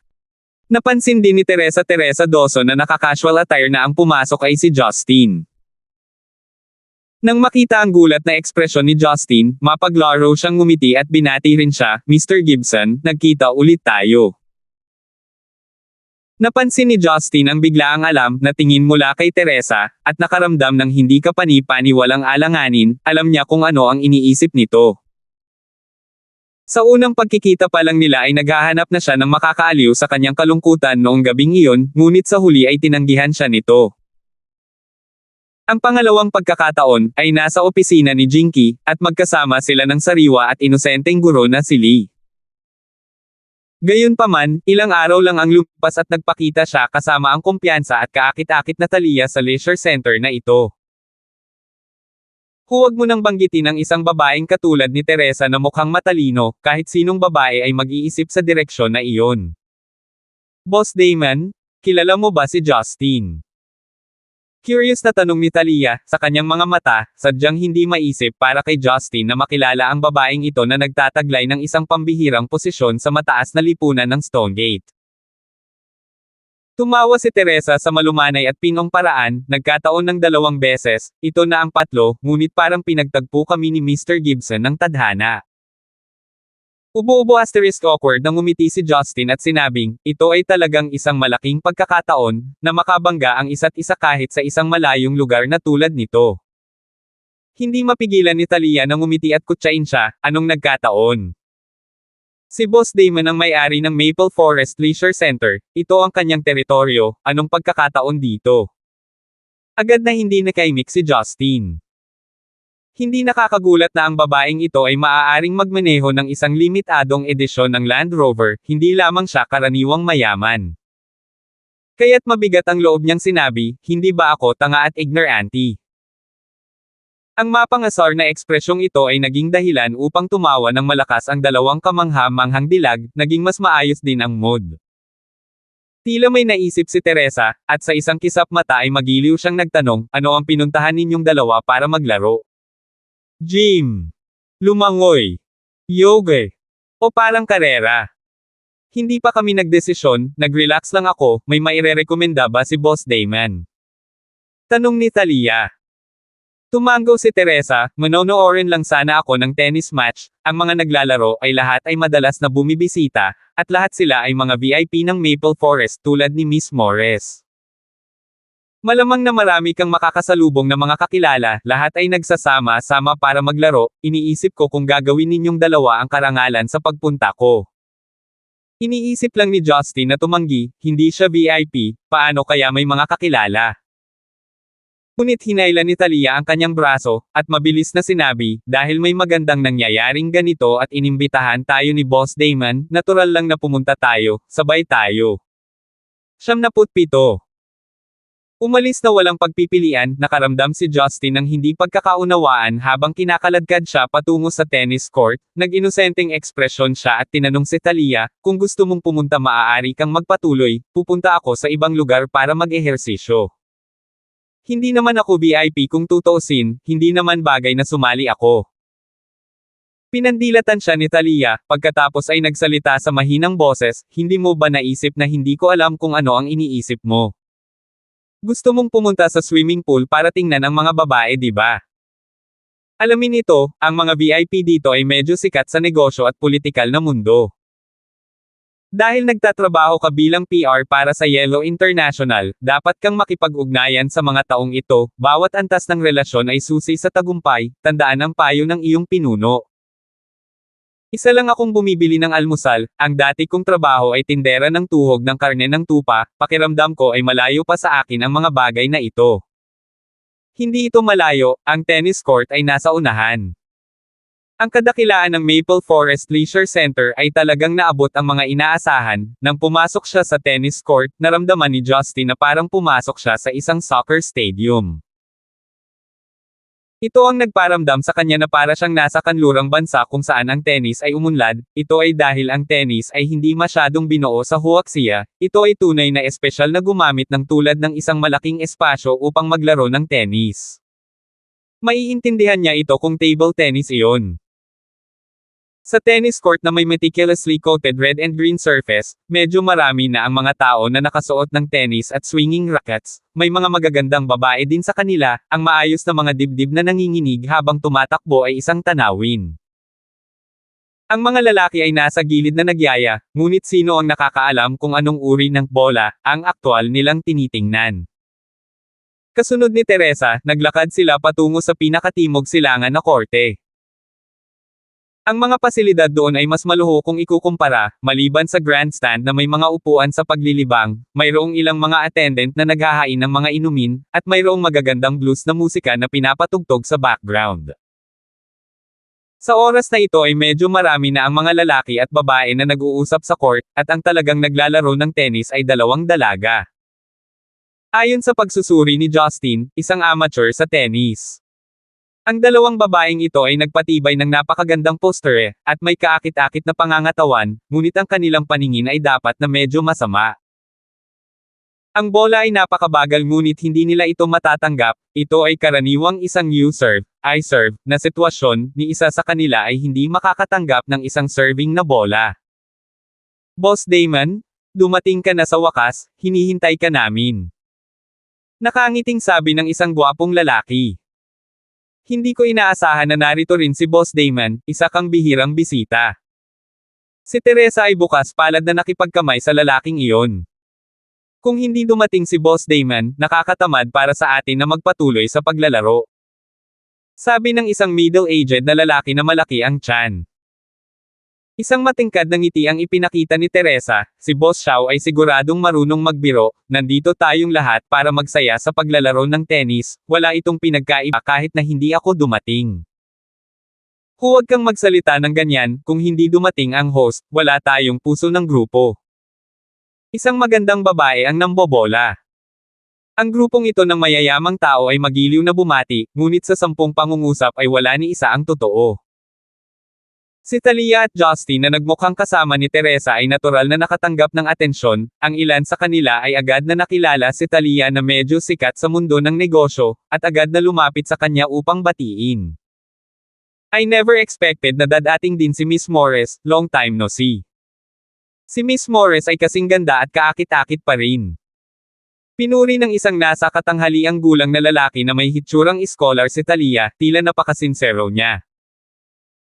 Walang pag-aalinlangan nang umiti si Talia, masyadong magalang si Boss Wang, nabangga ko si Boss Damon at sinabi niya sa akin na may larong nagaganap dito, nandito lang si Talia para sumali sa kasiyahan. Pagkatapos noon, maraming tao ang lumapit para makipag-chat din kay Talia, maganda ang mood, ngunit natural na iniwan nilang mag-isa si Justin, nang hindi siya tinatanggihan o lumalapit sa kanya. Ang mga elit ng negosyo at politikal na mundo ay may malupit na paghatol, madali nilang masasabi na ang tunay na pagkakakilanlan ni Justin ay tiyak na hindi isang mahalagang tao. Mula sa paraan ng pagsunod ni Justin kay Talia, nakakuha sila ng hatol, karamihan sa kanila ay direktang nahulaan na si Justin ay parang isang katulong ni Talia, habang ang ilan ay lihim na nag-iisip na maaari silang magkaroon ng ilang uri ng relasyon. Ito ay isang bagay na karaniwang nakikita sa kanilang mga lupon.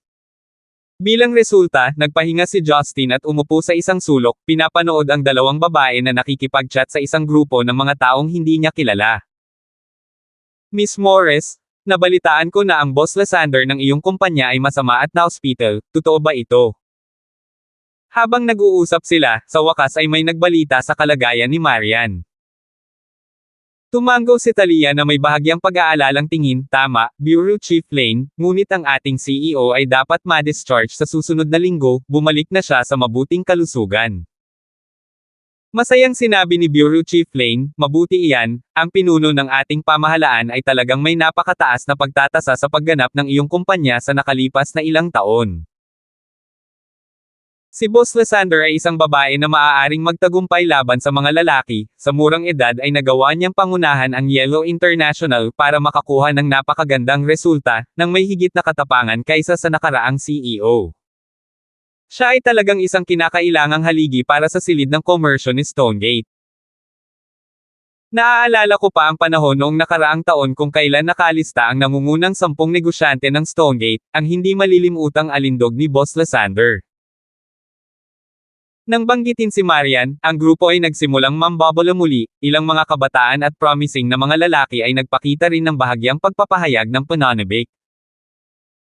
Palihim na pinilit na tumawa ni Justin, mukhang wala nang magagawa sa malamig na ugali ni Marian, kung magpakita pa siya ng kaunting init, ang mga lalaking may ideya tungkol sa kanya ay talagang sapat na upang bawain ang kanyang pintuan.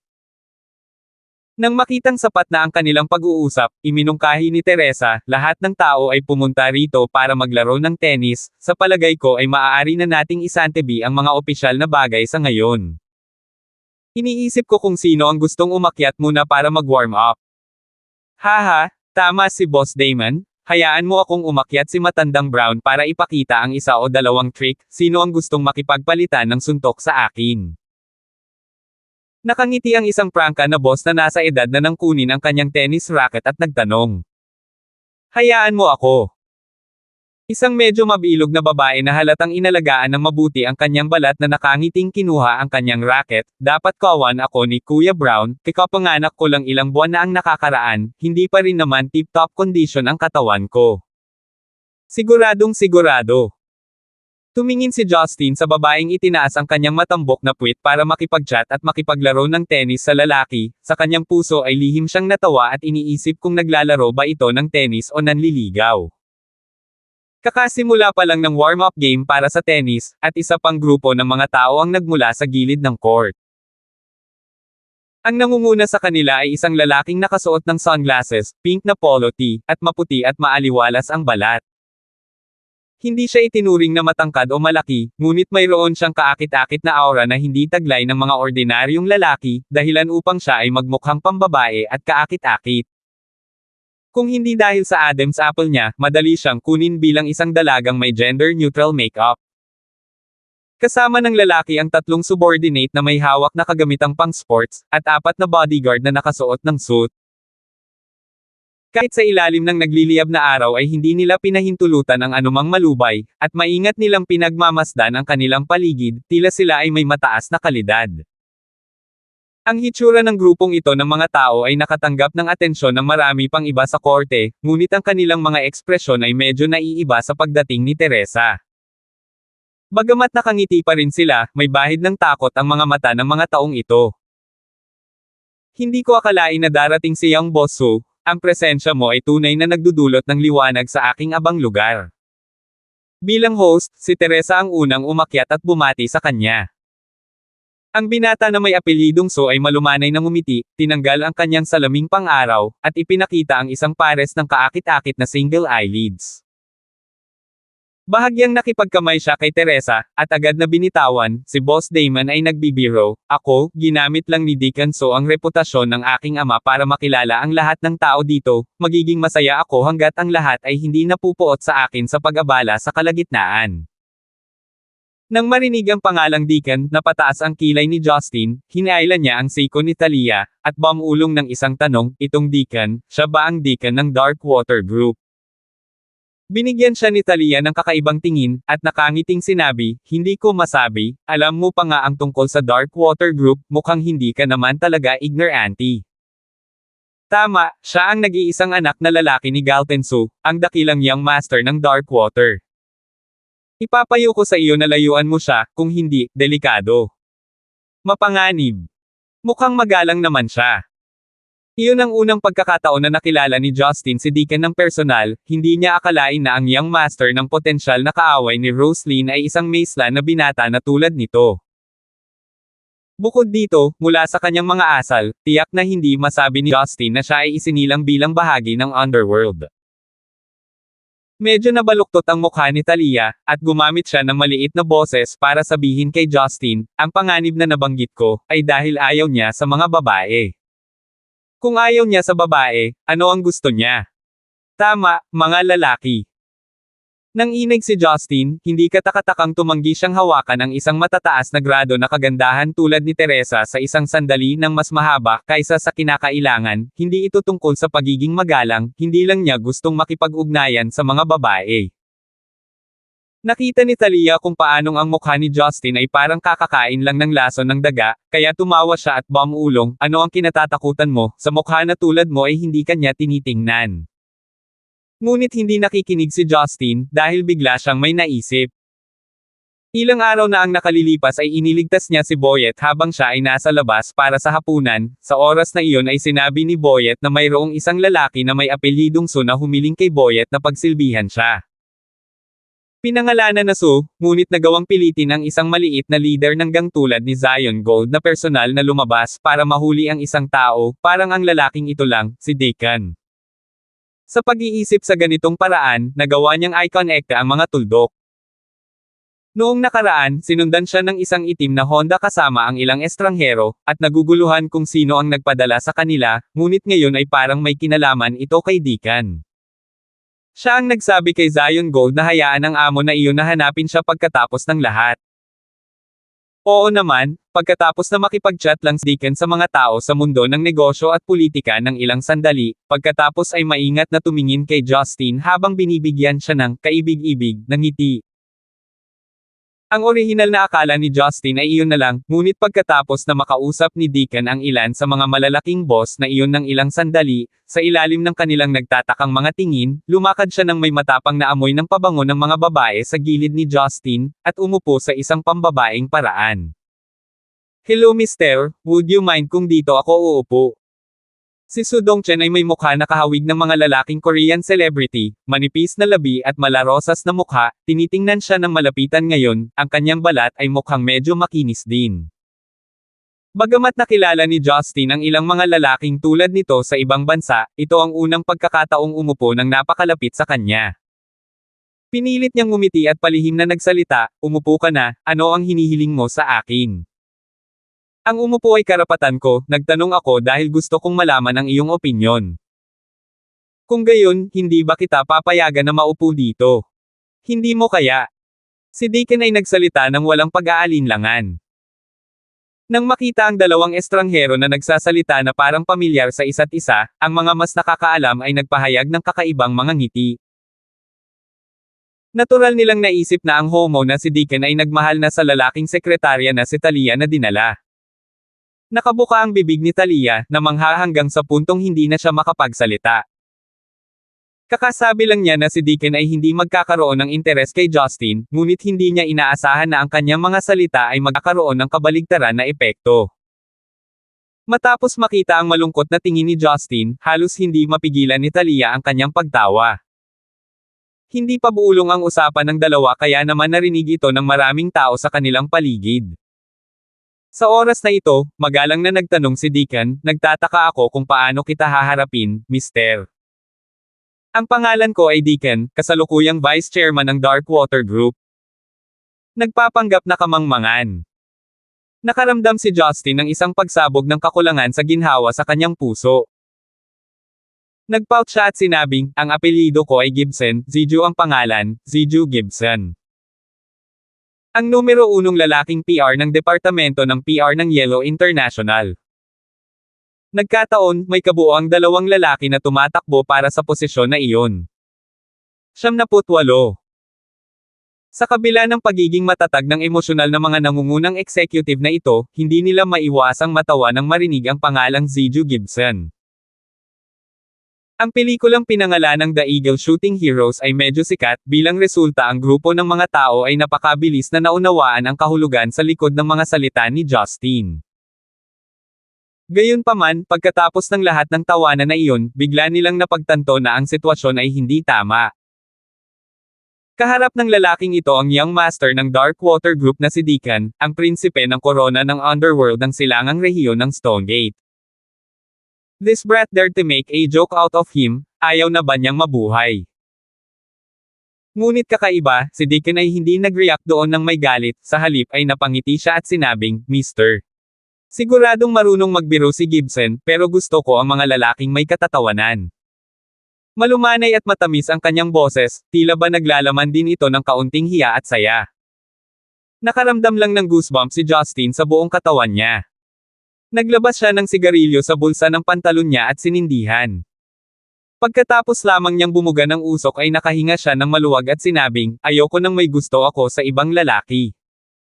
Ayaw mo nang may gusto sa'yo, pero hindi ibig sabihin na hindi kita magustuhan. Nalampasan ni Deacon ang balakid na iyon sa pagsasabi niyan. Hinawakan ni Justin ang sigarilyo sa kanyang kamay, pagkatapos ay sinukli ang kanyang buhok gamit ang parehong kamay, hindi siya natatakot na masunog ng sigarilyo ang kanyang buhok. Ang malambot at malagkit na batang Panginoon ni Darkwater ay mas mahirap kaysa sa inaakala niya. Kung ito ay isang masamang matangkad at matibay na uri ng lalaki, si Justin ay hindi matatakot, ngunit ang lalaking ito ay parang isang bangkos ng bulak, ang lakas ay walang silbi laban sa kanya. Nagsimula na ang mga bisita sa kanilang paligid na gumawa ng kani-kanilang mga bagay, mayroon ding ilang tao sa tennis court na dahan-daang nag-volley ng bola. Ang mainit na sikat ng araw ay nakakalat sa buong court, iniunat ni Justin ang kanyang baywang at hindi na huminga ng isang salita. Tinitigan ni Deacon si Justin na naninigarilyo na nakasimangot ng matagal, pagkatapos ay nagpatuloy sa pagsasalita ng nakangiti, alam ko na maaaring may ilang uri ng hindi pagkakaunawaan sa pagitan namin ni Mr. Gibson, ngunit taos puso kong nais na maging kaibigan si Mr. Gibson, iniisip ko kung mayroon akong pagkakataong iyon. Magkaibigan. Malabong sagot si Justin, ang paraan mo para makipagkaibigan ay magpadala ng kotse para bumubuntot sa akin. Hindi ito itinanggi ni Deacon, tapat siyang tumango at sinabing, nangyari nga iyon, ngunit aksidente lang iyon. Hindi ko inaasahan na gagawin din ni Mr. Gibson ang mga ganitong matinding hakbang, ngunit masisiguro kung hindi ko ituloy ang bagay na iyon. Actually, ang utos ko sa kanila ay para lang imbestigahan ang sitwasyon ni Mr. Gibson. Ayoko ng mga taong nag-iimbestiga sa akin. Matamlay na sabi ni Justin. Tinitigan siya ni Deacon ng harapan ng walang kaunting takot at sinabing, Mr. Justin, ginagarantiya ko na hindi na ito mauulit. Bilang isang tao na sa tingin ko ay mapagbigay, naniniwala ako na patatawarin mo ako sa aking isang walang ingat na hakbang. Binigyan na ng parangal, talagang hindi na napigilan ni Justin ang kanyang sarili sa pagmumura, kaya walang pakialam na tumango siya, sige, kalimutan mo na, tinatimad din akong gumawa ng gulo. Kung ganoon, bilang mga kaibigan, makikipaglaro ka ba sa akin ng tennis? Biglang tanong ni Deacon. Hindi pa ako nakakalaro dati. Hindi bale, ang mahalaga ay nabuo ang pagkakaibigan, hindi ang paghahambing ng mga puntos. Ang mga salita ni Deacon ay imposibleng pabulaanan, ginamit ang kanyang pagiging spontaneous upang bumuo ng pabor hanggang sa puntong wala ng ibang pagpipilian. Bumantong hininga si Justin, nagkusa na tumayo, pumunta sa gilid ni Teresa at sinabing, Boss Damon, pahiram ng tennis racket. Binabantayan ni Teresa ang pag-uusap ni na Justin at Deacon. Bagamat hindi niya naririnig ang mga sinasabi ng mga ito, nahulaan niyang magkakilala na ang dalawa.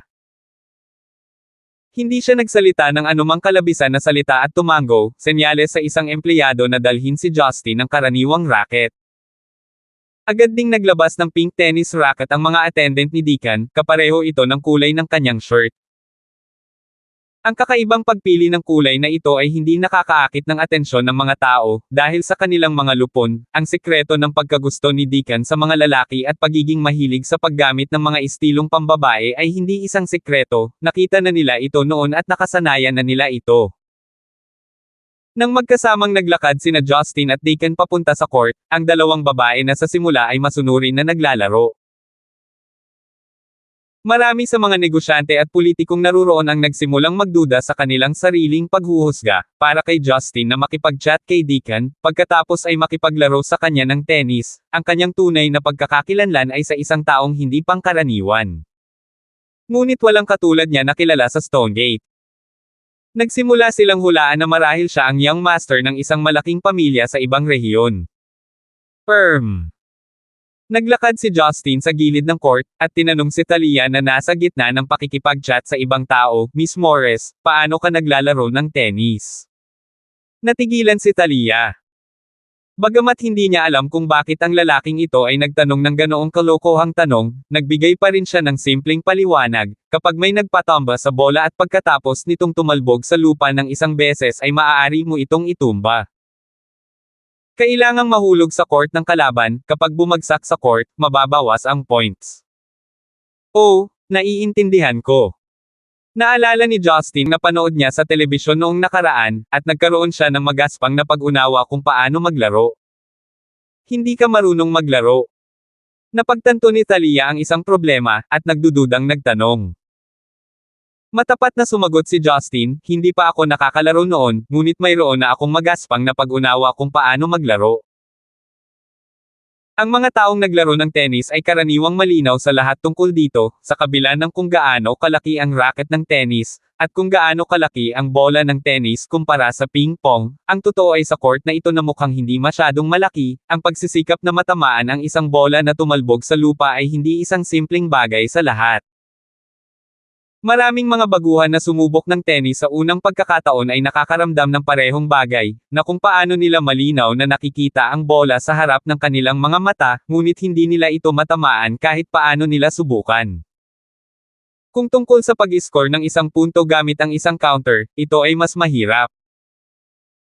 Sa ilalim ng mapagbantay na mga titig ng grupo na naghihintay ng magandang palabas, si Justin ay nagmamayabang na may hawak na sigarilyo sa kanyang bibig at racket sa kamay papunta sa court, pagkatapos ay kinausap si Deacon sa kabilang panig, "Dalhin mo ito, maglalaro ako ng ilang putok sa iyo." Sa gilid ng korte, maraming tao ang nakaintindi sa kanyang tinutukoy at nagpakita ng mga kakaibang ekspresyon. Maging si Talia ay bahagyang namula. Laging bastos magsalita ang lalaking ito. Ngunit si Deacon ay nakangiti lang, inihagis ang bola, at nag-serve. Ang kanyang mga galaw ay hindi itinuturing na perpekto, ngunit ang kanyang pagtalon at pag-indayog ay mukhang napaka-graceful.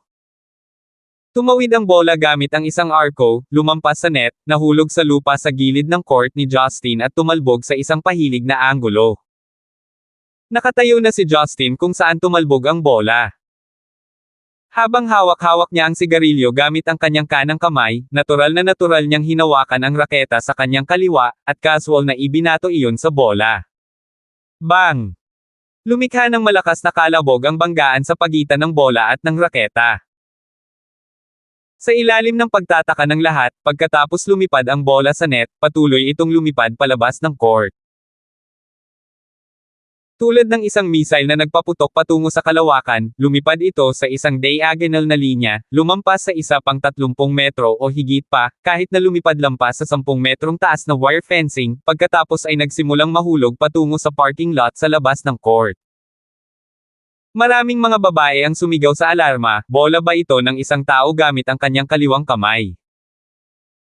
Kahit na tumama ito sa target, at ay swang palabas ng court, iyon ay katanggap-tanggap. Ngunit ang lalaking ito ay casual na inindayog ito gamit ang kanyang kaliwang kamay, at talagang lumipad ito sa ibabaw ng wire netting. Kahit na isang komportableng hugis na bato na may perpektong timbang ang ibigay sa kanila, wala sa kanila ang maglalakas loob na magsasabing madali nila itong ihagis sa wire netting na ito.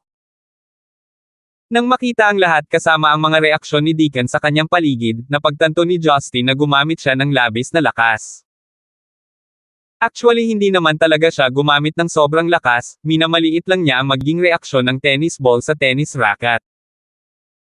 Awkward na ngumiti si Justin at tinapik ang abo sa kanyang sigarilyo, pagkatapos ay nagsabi, paumanhin, medyo tumatalbog ang ball ang ito, kukunin ko ang bola pagkatapos ng laro. Ang iba ay matigas na ngumiti, pagkatapos ay kakaibang tumingin sa braso ni Justin na may mga kalamnan na tila hindi gaanong nabuo.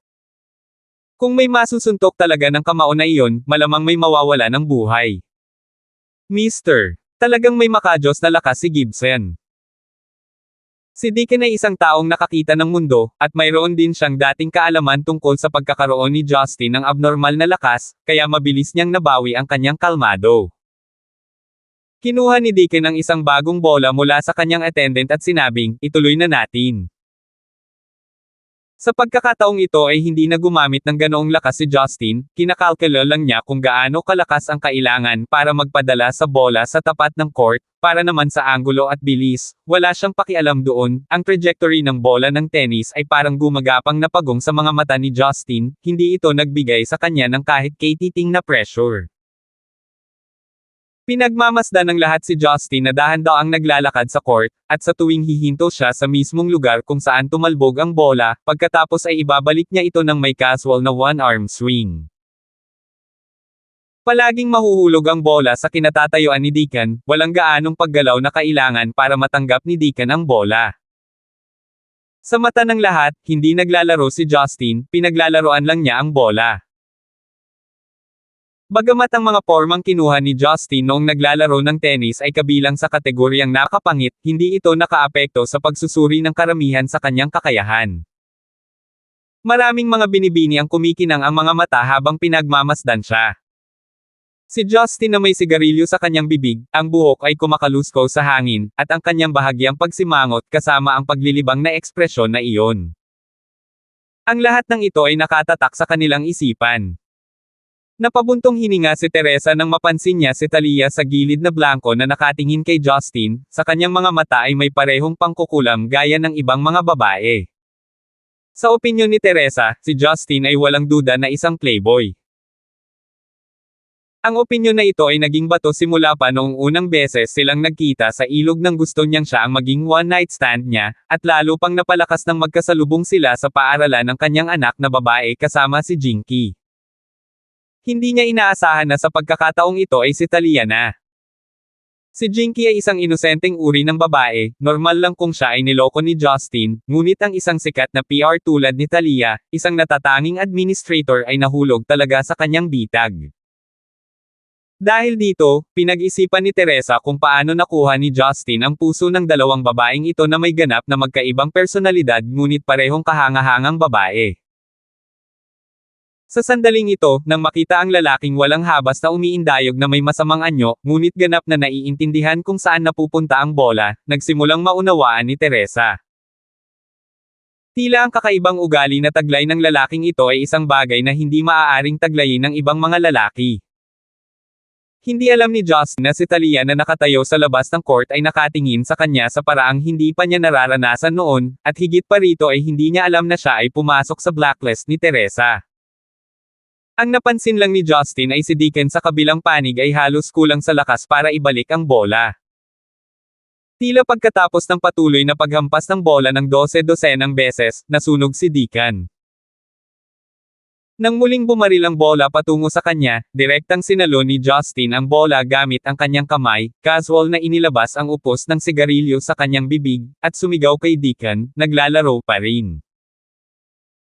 Si Deacon ay pawis na pawis, maselan, na yumuko pasulong, at itinukod ang kanyang sarili gamit ang kanyang mga kamay sa kanyang mga tuhod. Itinapon niya ang raketa, iwinagayway ang kanyang mga kamay ng napakahirap, at sinabi sa isang agrabyado na paraan, hindi. Hindi na naglalaro. Kung ganoon ay aalis na ako. Tunay na nais ni Justin na manatili rito ng kahit isang sandali. Sa orihinal, dahil kay Roslyn, hindi maiiwasang kaaway niya si Deacon, ngunit ang kaaway na ito ay patuloy na nagbibigay sa kanya ng mga nakakaakit na ngiti, paano niya ito matitiis? Medyo natarante si Deacon, wala siyang pakialam sa pilit at napabuntong hininga habang sumisigaw, Mr. Gibson. Anyayahan ang iyong kapatid na babae.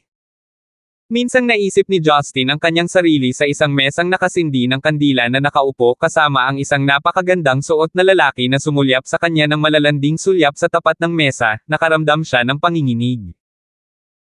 Pumunta siya sa gilid ng court at hinawakan ang maliit na kamay ni Talia at sinabi sa kanya, "Tere na, gutom na ako at gusto kong kumain." Pagkatapos niyang sabihin iyon, hindi man lang niya binigyan ng pagkakataon si Talia na sumagot, at pilit siyang kinaladkad palabas. Naramdaman ng matalik na pakikipag-ugnayan kay Justin mula sa kanyang kamay, naramdaman ang nakakapasong init na iyon, hindi niya maiwasang mamula. Nagsimulang tumibok ang kanyang puso na parang tambol, ngunit wala siyang lakas at wala siyang ganang bawiin ang kanyang kamay, kaya't naipihit na lamang niya ang kanyang ulo at nagmamadaling magpaalam sa ilang boss at umalis sa tennis court kasama si Justin. Matapos suportahan ng mga attendant ni Deacon, si Deacon na may panghihinayang sa mukha sa gilid ng korte, ang isa sa kanila ay malungkot na nagtanong, "Young Master, na hindi pinahahalagahan ni Justin ang iyong kabaitan, kukuha ba kami ng ilang mga kapatid na magpadala sa kanya ng kaunting regalo?" Si Deacon ay malungkot na sumulyap sa kanya, halos mapaihi ang lalaking iyon sa kanyang pantalon. Si Justin ay kaibigan ko, siya ay isang tunay na lalaki, huwag kang maglakas loob na magsalita ng masama tungkol sa kanya sa aking presensya sa hinaharap. Oo, oo, oo, young master. Tumingin si Deacon sa direksyon na iniwan ni Justin, at muling nagpakita ng infatuation. 79. Nang umalis sila sa Maple Forest Leisure Center, hinihingal si Talia sa lahat ng pagtakbong iyon. Nang makita si Justin na tumanggi pa ring bitawan ang kanyang kamay, si Talia ay nagkunwaring umubo, hindi alam kung ito ay dahil sa pagkamahiyain o sa ehersisyo na ang kanyang mukha ay matingkad na pula. Anong mali? May sira ba sa lalamunan mo? Miss Morris. Nagkunwaring kamangmangan si Justin habang nagtatanong. Pinandilan siya ni Talia, "Bitawan mo ang iyong mga trotters ng baboy." Si Justin na hindi man lang namula ang mukha ay tumawa, ngunit binitawan pa rin niya ang maputi at malambot na kamay na iyon. Ang sarap sa pakiramdam ng hawakan ito, habang sinamantalan niya ang pagkakataong ipaliwanag, "Miss Morris, mali itong mga salita mo. Ang mga trotter ng baboy ay hindi maaaring yumuko at humawak sa iyong kamay." Si Talia na alam na niya na ang pakikipagtalo sa lalaking ito ay hindi magtatapos ng maayos, kaya hindi na siya nag-abalang makipagtalo sa kanya, at diretsyong naglakad patungo sa kanyang sasakyan. Pagkatapos nilang dalawa sa landas pabalik, lumingon si Justin upang matiyak na walang humabol sa kanila. Saka siya nakahinga ng maluwag. Si Talia ay nagsuot ng medyo mapaglarong ngiti, kaya ang isang taong may makapal na balat ay mayroon ding mga taong kinatatakutan niya, "Nag-aalala ka ba na hahabulin tayo ni Deacon?" Talagang nag-aalala si Justin sa babaeng humahabol sa kanya. Awkwardly siyang ngumiti, tunay na matalino at matalino si Miss Morris, nagawa mong malaman ang napakalalim na problema. Relax, bagamat ipinanganak siya bilang bahagi ng underworld, sa aming mga lupon ay sikat siya sa pagiging mahinhin at magalang. Walang kahit katiting na kilos ng young master ng isang malaking pamilya na makikita mula sa kanya, hindi siya kailanman gumagamit ng dahas para sumunod ang mga tao. Pagdinig na sabihin mo ang ganoong bagay, mukhang napakabait niya. Bulong ni Justin. Inunat ni Talia ang kanyang kamay upang itap ang volume rocker sa manibela, pinaba ang volume ng musika, pagkatapos ay sinabing, syempre hindi siya maaaring palaging maging napakabait, kung siya ay talagang hindi nakakapinsala, kung gayon ang lahat ay hindi matatakot sa kanya. Sinasabi ko lang na kung hindi mo siya i-provoke, at huwag kang gagawa ng anumang bagay na makakasira sa kanyang bottom line, palaging magiging mainit ang pakikitungo ni Deacon sa iyo, ito ang nagpapahiwalay sa kanyang ama. Nakilala mo na ba si Galton dati? Tanong ni Justin. Sumulyap si Talia sa kanya na parang nakatingin sa isang tanga, syempre. Ang Darkwater Group ay hindi isang maliit na negosyo, hindi kakaiba para sa amin na makita siya sa ilang mga pampublikong kaganapan. Gayunpaman, sa totoo lang ang matandang iyon ay talagang hindi mukhang isang negosyante, sa kabila ng maraming taon ng paglalaba sa kanyang imahe, sa tuwing nakikita ko siya ay pakiramdam ko ay nababalot siya ng kadiliman, na may madilim na aura na nagpapabilis ng tibok ng puso ng isang tao. Iyon ay walang sabi-sabi, paano siya magiging underworld emperor ng silangang rehiyon kung hindi? Nadama ni Justin na medyo normal para kay Galten na maging ganoon. Habang nagsasalita siya sa puntong ito, natahimik si Talia saglit, pagkatapos ay nagsabi, bilang pasasalamat sa pagtulong sa akin ngayon, bibigyan kita ng pagkakataong pumili kung saan tayo kakain. Nang marinig ito ni Justin, ipinagdiwang niya ang katotohanan na hindi na niya kailangang sundan si Talia sa mga kakaibang lugar, nag-isip siya sandali at sinabing, gusto kong kumain ng hot pot. Sinulyapan siya ni Talia, hindi pa panahon ng taglamig, bakit kakain ng hot pot? Ang init mula rito ay magdudulot ng acne. Sabi mo papapiliin mo ako, ano ba ang gusto mong kainin? Malungkot na tanong ni Justin. Kakain tayo sa isang stall sa gilid ng kalsada. Kumain ka ulit sa tabing daan. Kuya, di ba sabi mo binibigyan mo ako ng pagkakataong pumili? Mapait na ngumiti si Justin. Ngumuso si Talia, tulad ng sinabi mo, ang binanggit ko ay pagkakataon, hindi ang karapatang pumili, ang lugar na iyong pinili ay nabito, ngayon ay pupunta tayo sa isang stall sa gilid ng kalsada. Masakit niyang ipinikit ang kanyang mga mata. Masyadong hindi makatwiran ang babaeng ito. Makalipas ang kalahating oras, malungkot na umupo si Justin sa tapat ng Talia sa stall sa tabi ng kalsada ni Sis Helena. Iba't ibang mga pagkaing Sichuan ang inilapag sa kanilang harapan, at ang matingkad na pulang sili ay mukhang maanghang upang patayin si Justin sa pagtingin lamang sa kanila. Dahil maaga pa, wala masyadong tao sa stall sa gilid ng kalsada, kaya medyo desyerto ito kumpara noong huling pagkakataon. Ang malamig na hangin ng simula ng taglagas ay lumipas, na nagdala ng bahagyang lamig. Uminom si Talia ng isang subo ng puting espirito, pagkatapos ay tumingin kay Justin na mukhang isang binubuli na bata. Sa hindi kasiya siyang paraan ay sinabi niya, anong klaseng ekspresyon ito, pinapakain kita ngunit may mukha kang hirap. Pinunasan ni Justin ang pawis sa kanyang noo na dulot ng maanghang, hindi tulad mo na nagsimulang kumain ng maanghang na bagay mula pagkabata, bihira akong kumain ng ganoong maanghang na pagkain sa ibang bansa. Naku, muntik ko nang makalimutan, itong dakilang scholar na nasa harapan ko ay nag-aral sa ibang bansa, ang isang ligaw na brat na tulad ko na lumaki sa isang maliit na nayon sa bundok ay hindi maihahambing. Pinagtawanan ni Talia. Hindi mapakali si Justin na makipagtalo sa kanya. Bigla siyang may naisip, na may seryosong ekspresyon na tinanong niya, paano mo pinaplanong harapin ang iyong stepfather na si Francis? Dati hindi ko alam kung ano ang dahilan ng depression mo nitong mga nakaraang araw, pero ngayong naiisip ko, dapat yung lalaking yun ang nagpapasakit ng ulo mo. Kung kailangan mo ng tulong ko magtanong lang, napakalibre ko at alam mo iyon. Ang mga chopstick ni Talia ay nagyelo, tumingin siya ng diretso kay Justin, pagkatapos ay nagtanong, napansin mo ba kung ako ay nalulumbay o hindi? Napangiti si Justin na nahihiya, hindi niya masasabing palihim siyang sinusulyapan niya tuwing dadaan siya, pagkatapos ay tinatitigan niya ang kwitan niya, di ba? Kaya ang sabi na lang niya, lahat ng sinasabi ng mga kasamahan natin sa opisina na bad mood ka, ayon nalaman ko. May kaunting pagkadismaya sa mga mata ni Talia, mahina niyang sinabi, naaalala mo ba ang tawag sa telepono na kinuha ko noong huling pagpunta natin dito? Naaalala ko. Naalala rin ni Justin na sa pilitang niyakap siya noong gabing iyon. Ito ay isang tawag mula sa aking ina, sinabi niya na gusto ni Francis na maghanap ng trabaho sa Stonegate, at nais na tulungan ko siyang ayusin ito. Ngumisi si Talia, ang totoo ay hindi siya nagpunta dito para magtayo ng karera, nag-ipon siya ng isang tambak ng mga utang sa aming bayan, at kung hindi dahil sa binayaran ko ang kanyang mga utang, matagal na siyang binugbog hanggang sa mamatay. Ngunit ang kanyang reputasyon ay nakatatakot na doon, kaya nagpa siyang tumakas sa Stonegate. Alam mo na ganito siya. Bakit mo siya pinayagan na pumunta dito? Curious na tanong ni Justin. Gusto mo bang makinig sa isang medyo mahabang kwento? Bumalik si Talia na may isa pang tanong. Kung sa susunod na kakain tayo ay hindi mo na ako dadalhin dito, handa akong marinig ang sasabihin mo. Hindi pwede. Nagbigay ng malungkot na ngiti si Justin, maaari mo nang ipagpatuloy ang pagsasabi.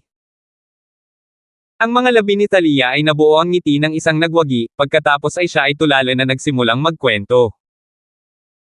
Sinabi ko na sa iyo noon na namatay ang aking ama noong ako ay 13, pagkatapos ay muling nagpakasal ang aking ina kay Francis. Si Francis ay isa sa iilang lalaki sa nayon na hindi nag-asawa. Siya ay medyo bata, at noon pa man ay may gusto sa aking ina, kaya ang aking ina ay sumang-ayon sa kasal sa huli.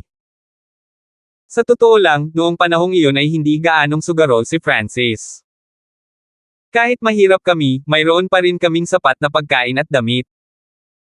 Ngunit pagkaraan ng ilang buwan, nagkasakit ang aking ina dahil sa kanyang mahinang konstitusyon at mula sa pagtatrabaho sa bukid araw-araw, siya ay nakaretay.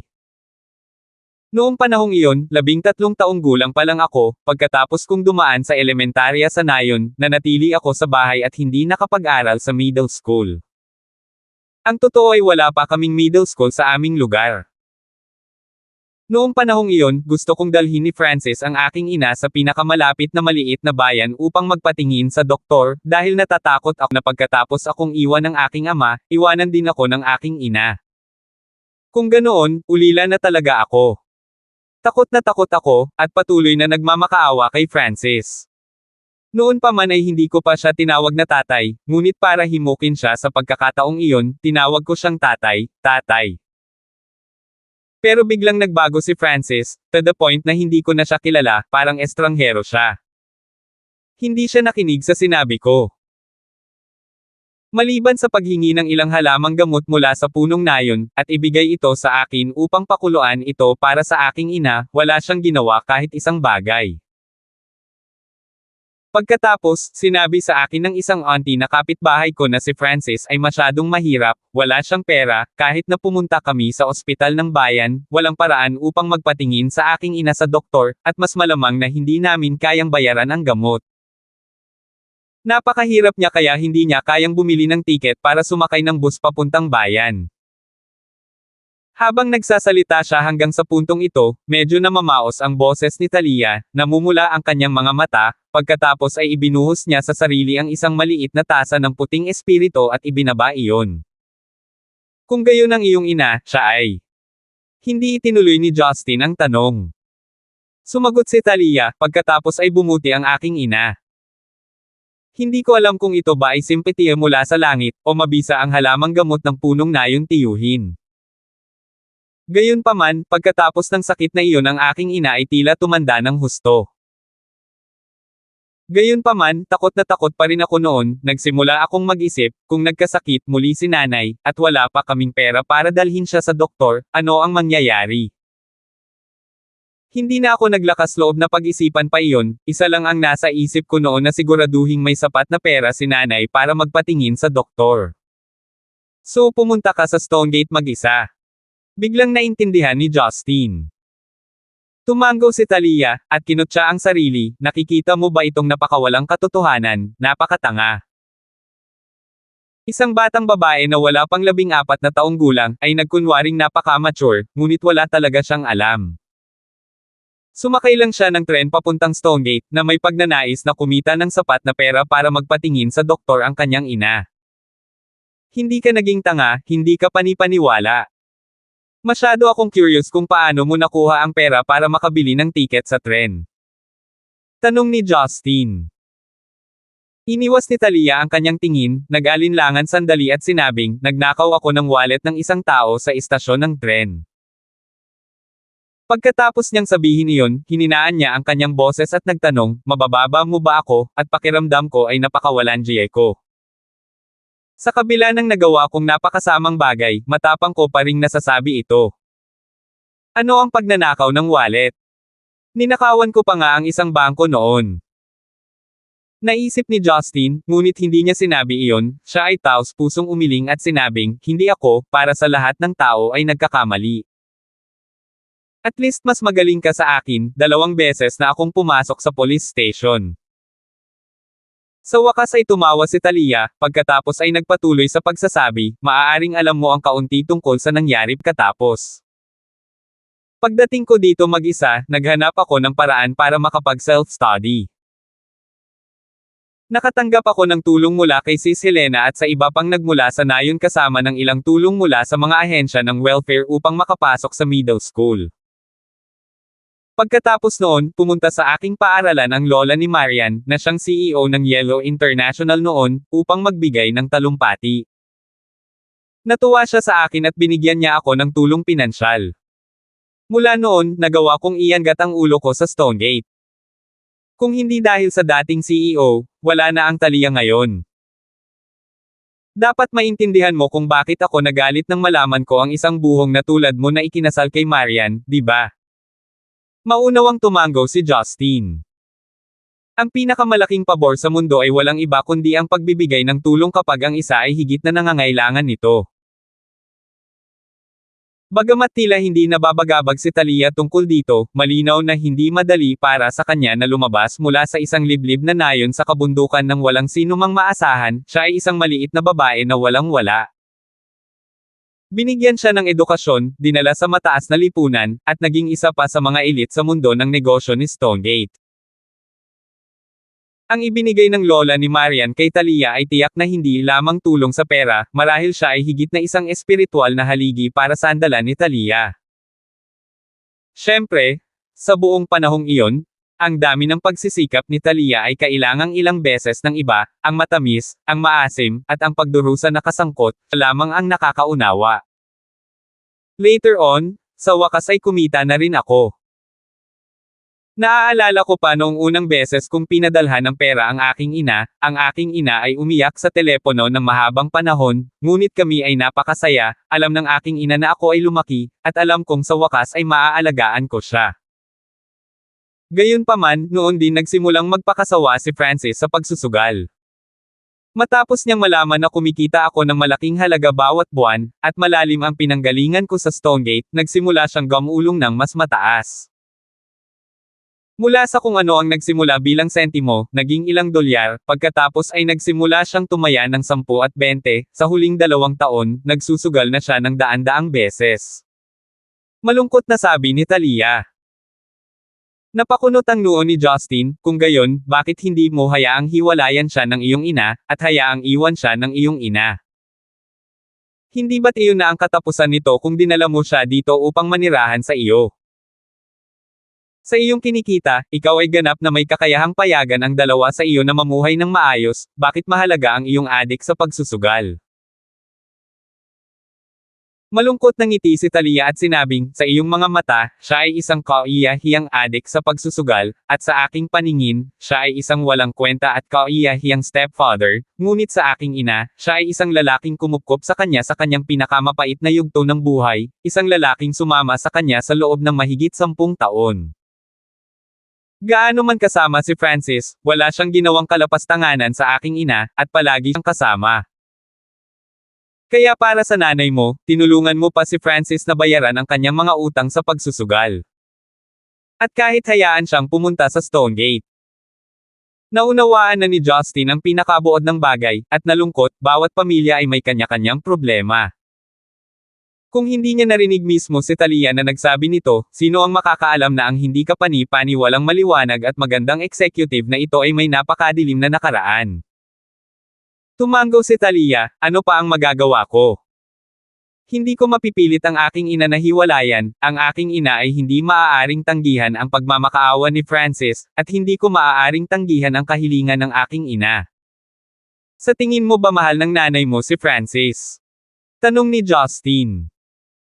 Natigilan si Thalia, pagkatapos ay nagsabi, kung hindi niya ito mahal, hindi siya mananatili kasama niya sa mahirap at liblib na lugar na iyon. Sa kabila ng pag-alam na ang kanyang anak na babae ay may bahay, kotse at karera sa maunlad na lungsod na ito, tahimik pa rin siyang nanatili kasama si Francis, at nanatili sa kubo na bahay na iyon na may 2 mo farmland. Mukatumbas 0.0667 hektarya. Bakit sigurado ka dyan? I'm guessing na baka ayaw lang ng nanay mo na masira ang career mo sa pagpunta niya dito. Kung tutuusin, kung alam ng iba ang background mo, baka makasira ito sa career mo. Wala akong pakialam dyan. Medyo nabalisa si Talia, talagang hindi niya naisip ang puntong ito noon, nang marinig niya itong itinuro ni Justin para sa kanya, bigla siyang naging matino, sa tingin mo ba may ganoong posibilidad?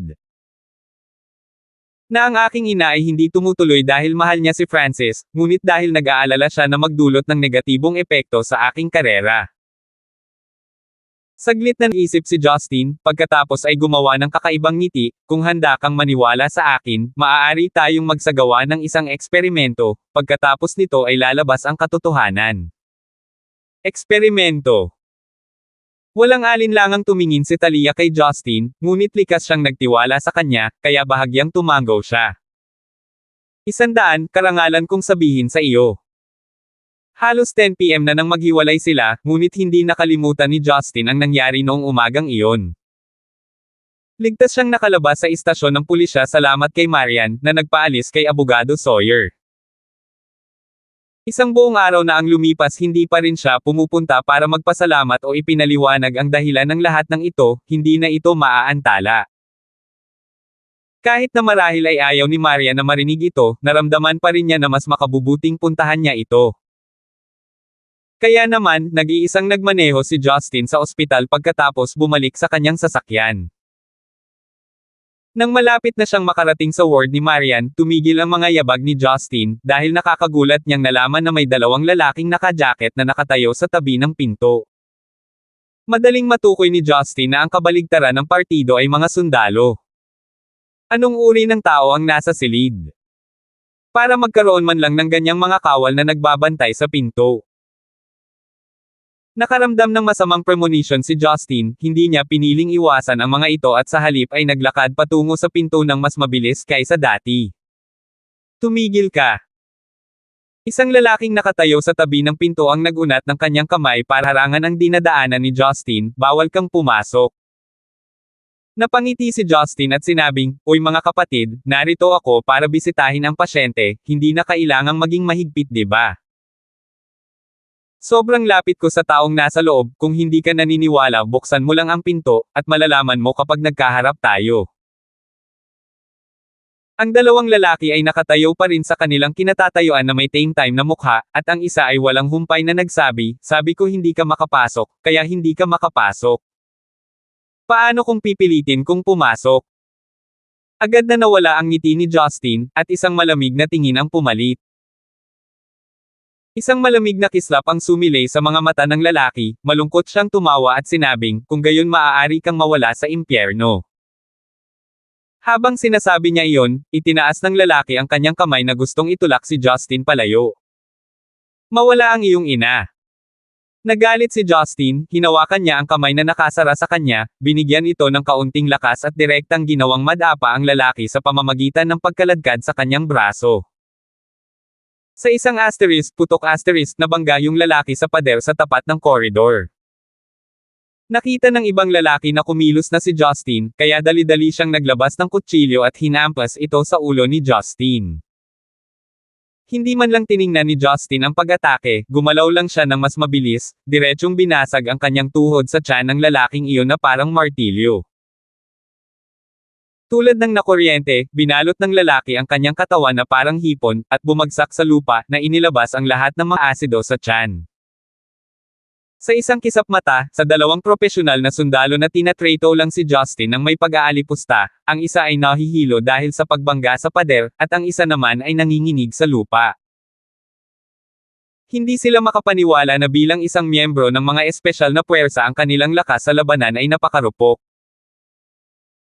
Inayos ni Justin ang kanyang pantalon, at mahinang sinabi, "Bakit ako, lousy, humingi ng pahintulot mo na makita ang aking babae?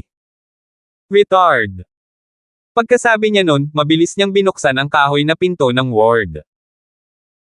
Ngunit sa sandaling binuksan niya ito, ang matinding sentido ni Justin ay nagbabala sa kanya tungkol sa isang hindi kapani-paniwalang kahangahangang aura na sumisingil sa kanya.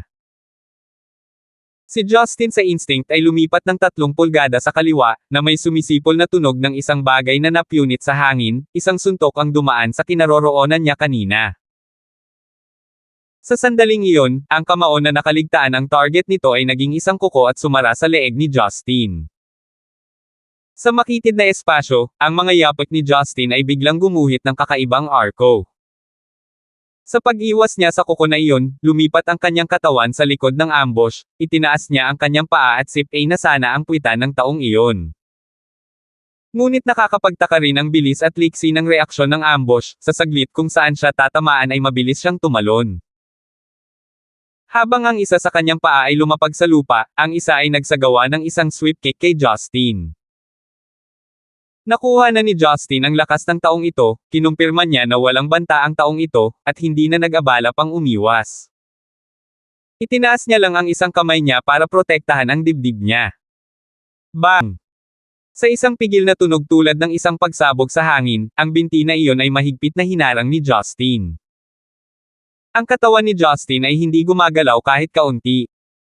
Sa sandaling ito, sa wakas ay nakita na niya ang hitsura ng kanyang umatake, nakakagulat na isang matandang lalaki ang nakasuot ng kulay abong Changpao. Siya ay may katamtamang hitsura at kulot na buhok. Nang makitang matandang lalaki iyon, agad na sumigaw si Justin sa inis, "Hoy matandang lalaki, wala akong away sa iyo, bakit mo sinusubukang kitilin ang buhay ko sa bawat galaw ko? Grey Robe, bumaba ka na." Isang makapal at marangal na boses ang nagmula sa gilid malapit sa kama. Ang lalaking nakatayo doon ay bahagyang tumingin sa itaas ng 50. Malaki ang pangangatawan ng lalaking ito, matapang ang mukha, matipunong katawan, at itim na buhok na maayos na nakasuklay sa likod ng ulo. Nakasuot siya ng isang bihirang makitang dark green Zen Icon tunic suit, at ang kanyang buong katawan ay naglalabas ng pagiging maesla ng isang taong mataas ang ranggo na may matayog at malamig na ugali. Hinarap ng lalaki habang kakaiba ang tingin ni Grey Robe kay Justin, ngunit masunuring binawi ang kanyang binti. Pagkatapos ay magalang siyang umatras sa isang sulok. Lumingon si Justin, at sa wakas ay nakita niya ang nag-aalalang si Marian, na nakasandaw sa kama ng hindi nasaktan. Nakasuot ng purong puting maluwag na cotton pajama, ang kanyang ulo na puno ng magandang itim na buhok ay lubhang kaakit-akit. Siya ay may natural na mukha na may kulay rosas na pisngi at walang makeup ngunit mukhang kasing ganda ng inukit na jade, na bagay sa kanyang makinis na balat. Siya ay tumingin lubhang malambot at maganda. 2 linggo ng pagpapasuso ng Zen Icon Medicine ang nagpapataas ng kagandahan ng batang magandang CEO sa mas nakamamanghang antas. Siya ay mas napakaganda kaysa noong unang nakilala siya ni Justin. Gayunpaman, ang Marian ng sandaling ito ay mukhang mapanglo, na parang wala siyang nakikitang bagay sa kanyang harapan. Bahagyang namumula ang kanyang mga mata, na para bang katatapos lang umiyak, walang pakialam na nakatingin sa labas ng bintana, sa lamig na magdudulot ng awa. "Ikaw, dapat si Justin?" Tanong ng lalaking naka-Zen Icon tunic suit sa malalim na boses. Walang ideya si Justin kung ano ang nangyayari, ngunit malinaw na hindi mababago ang kanyang pagkakakilanlan kapag siya ay may isang dalubhasa tulad ng matandang lalaking nakasuot ng kulay abo bilang isang subordinate. Tumango si Justin, "Ikaw ay..." "Ako ang lolo ni Marian, ang pangalan ko ay Zachary Lysander." Zachary Lysander. Ang lolo ni Marian. Bagamat mukhang may edad na ang lalaking ito, hindi niya inaasahan na siya ang lolo ni Marian. Naalala pa ni Justin na binanggit ni Karina ang taong ito sa huling pagpunta niya sa ospital, at na-curious siya kung talagang may lolo si Marian. Hindi niya inaasahan na makikilala niya ito ng personal ngayon. Hindi siya. Biglang tumalikod si Marian na may pulang mata, at matigas na sinabi kay Justin, "Hindi ko siya lolo, hindi ko siya kilala." Mabilis siyang itinaboy ni Justin. "Ayokong makita siya." Sa pagkakataong ito, si Justin ay natulala. Ano ba ang nangyayari? Napataas ang kilay ni Zachary, at may kaunting kalungkutan sa kanyang mamata, nagsalita siya sa malungkot na paraan, "Marian, galit ka ba sa iyong lolo? Hanggang sa puntong hindi mo nahahayaang bisitahin ka ni lolo. Sasabihin ko ulit ito, hindi kita lolo. At saka, nakita mo na ako. Pwede ka nang umalis." Malamig na sabi ni Marian na binigyan ng tingin si Zachary. Sa oras na ito, sinubukan siyang patahimikin ni Grey Robe na nakatayo sa isang sulok, "Miss, ang mga taon na ito ay mahirap para kay Master, palagi siyang nag-aalala sa iyo." Nang mabalitaan niyang na-hospital si Miss, at patuloy kang nag-aalala. Lahat ng tao sa pamilya ay tutol sa pagdalaw sa iyo ni Master, ngunit dumating pa rin si Master sa kabila ng panggigipit mula sa kanila. Miss, huwag mong sisihin si Master ay may kanya-kanyang kahirapan. Ngumisi si Marian at sinabing, paano ako maglakas loob na sisihin ang pinuno ng Lysander na may malaking awtoridad? Pakiusap, tigilan na ninyo ang pagmamalasakit sa isang hamak na brat na tulad ko. Hindi ko kailangan ng awa mo. Malaki ang pagbabago sa ekspresyon ni Zachary, huminga siya ng mahaba at dahan-dahan, pagkatapos ay tumango at sinabing, sige Marian, dahil ayaw mong manatili rito si Lolo, aalis si Lolo. Gayunpaman. Habang sinasabi niya iyon, lumingon si Zachary kay Justin na nakatayo sa gilid na may bakanteng ekspresyon na hindi alam kung ano ang gagawin. Sinabi ni Zachary, gayunpaman, ikaw ay isang tao ng aming pamilya Lysander, ang pinakadalisay at pinakamarangal na dugo ng pamilya Lysander ay dumadaloy sa iyong mga ugat, tiyak na hindi kita papayagan na pakasalan ang isang taong orihinal na nagbebenta ng tuhog ng karne ng tupa para mabuhay dahil sa isang sandali ng kapabayaan. Naasar si Justin. Anong kalokohan ang pinagsasabi nitong matandang ito? Ano ang masama sa pagbebenta ng tuhog ng tupa? Hindi tulad ng ipinagbibili ko ang aking sarili bilang isang lalaking patutot, nagbebenta ako ng mga tuhog ng tupa at ipinagmamalaki ko ito. At saka, ako mismo ang pumunta sa Civil Administration Bureau para kumuha ng marriage certificate, at ginawa ko pa ang magandang bagay na magbahagi ng kama at unan. Although it was because we were both drunk and practically forgot it all, we're still a legally married couple, diba? Paano ito matatawag na isang pabaya na kasal? Ito ay hindi tulad ng isang random na kasal sa pamamagitan ng pagyuko sa buwan tulad ng sa Waxy Films o kung saan sila ay nagkaroon ng isang sanggol bago kasal. Ngunit si Justin ay hindi nang ahas na sabihin ang mga salitang ito, sila ay lolo at apo kung tutuusin. Siya ay isang tagalabas at isang junior, kaya maaari lamang niyang tiisin ito. Base sa ano? Papakasalan ko ang gusto kong pakasalan. Hindi ako bahagi ng Lysander, ako kung sino ako si Marian. Maliban sa Moldite na apelyido na ito na hindi ko na mababago, wala akong kahit kaunting kaugnayan sa Lysander mo. Nabalisa si Marian, at pinakawalan ang kanyang galit. Nanlamig ang mukha ni Zachary, maaari mong piliin na umamin, at maaari mong piliin na huwag, ngunit kailangan mo pa ring hiwalayan. Ang anak ng isang Lysander ay maaari lamang ikasal sa isang matagumpay na lalaki, at hindi isang mountain scorer peddler na walang anuman. Hindi dapat lumabas ang ganoong biro sa Lysander. Joke! Si Marian ay nagpakita ng isang malungkot na ngiti na nagmula sa mga buto, ang relasyon ba ninyo ni Lola ay biro din? Tumahimik ka. Galit na galit si Zachary, parang leon na natapakan ng buntot, itinaas niya ang kanyang kamay na may balak na magpakawala ng isang sampal. Gayunpaman, nang nakataas ang palad, nanginginig si Zachary, at dahan-daang binawi ang kanyang kamay na may masalimuot na ekspresyon, hindi siya nagpatuloy sa paghampas.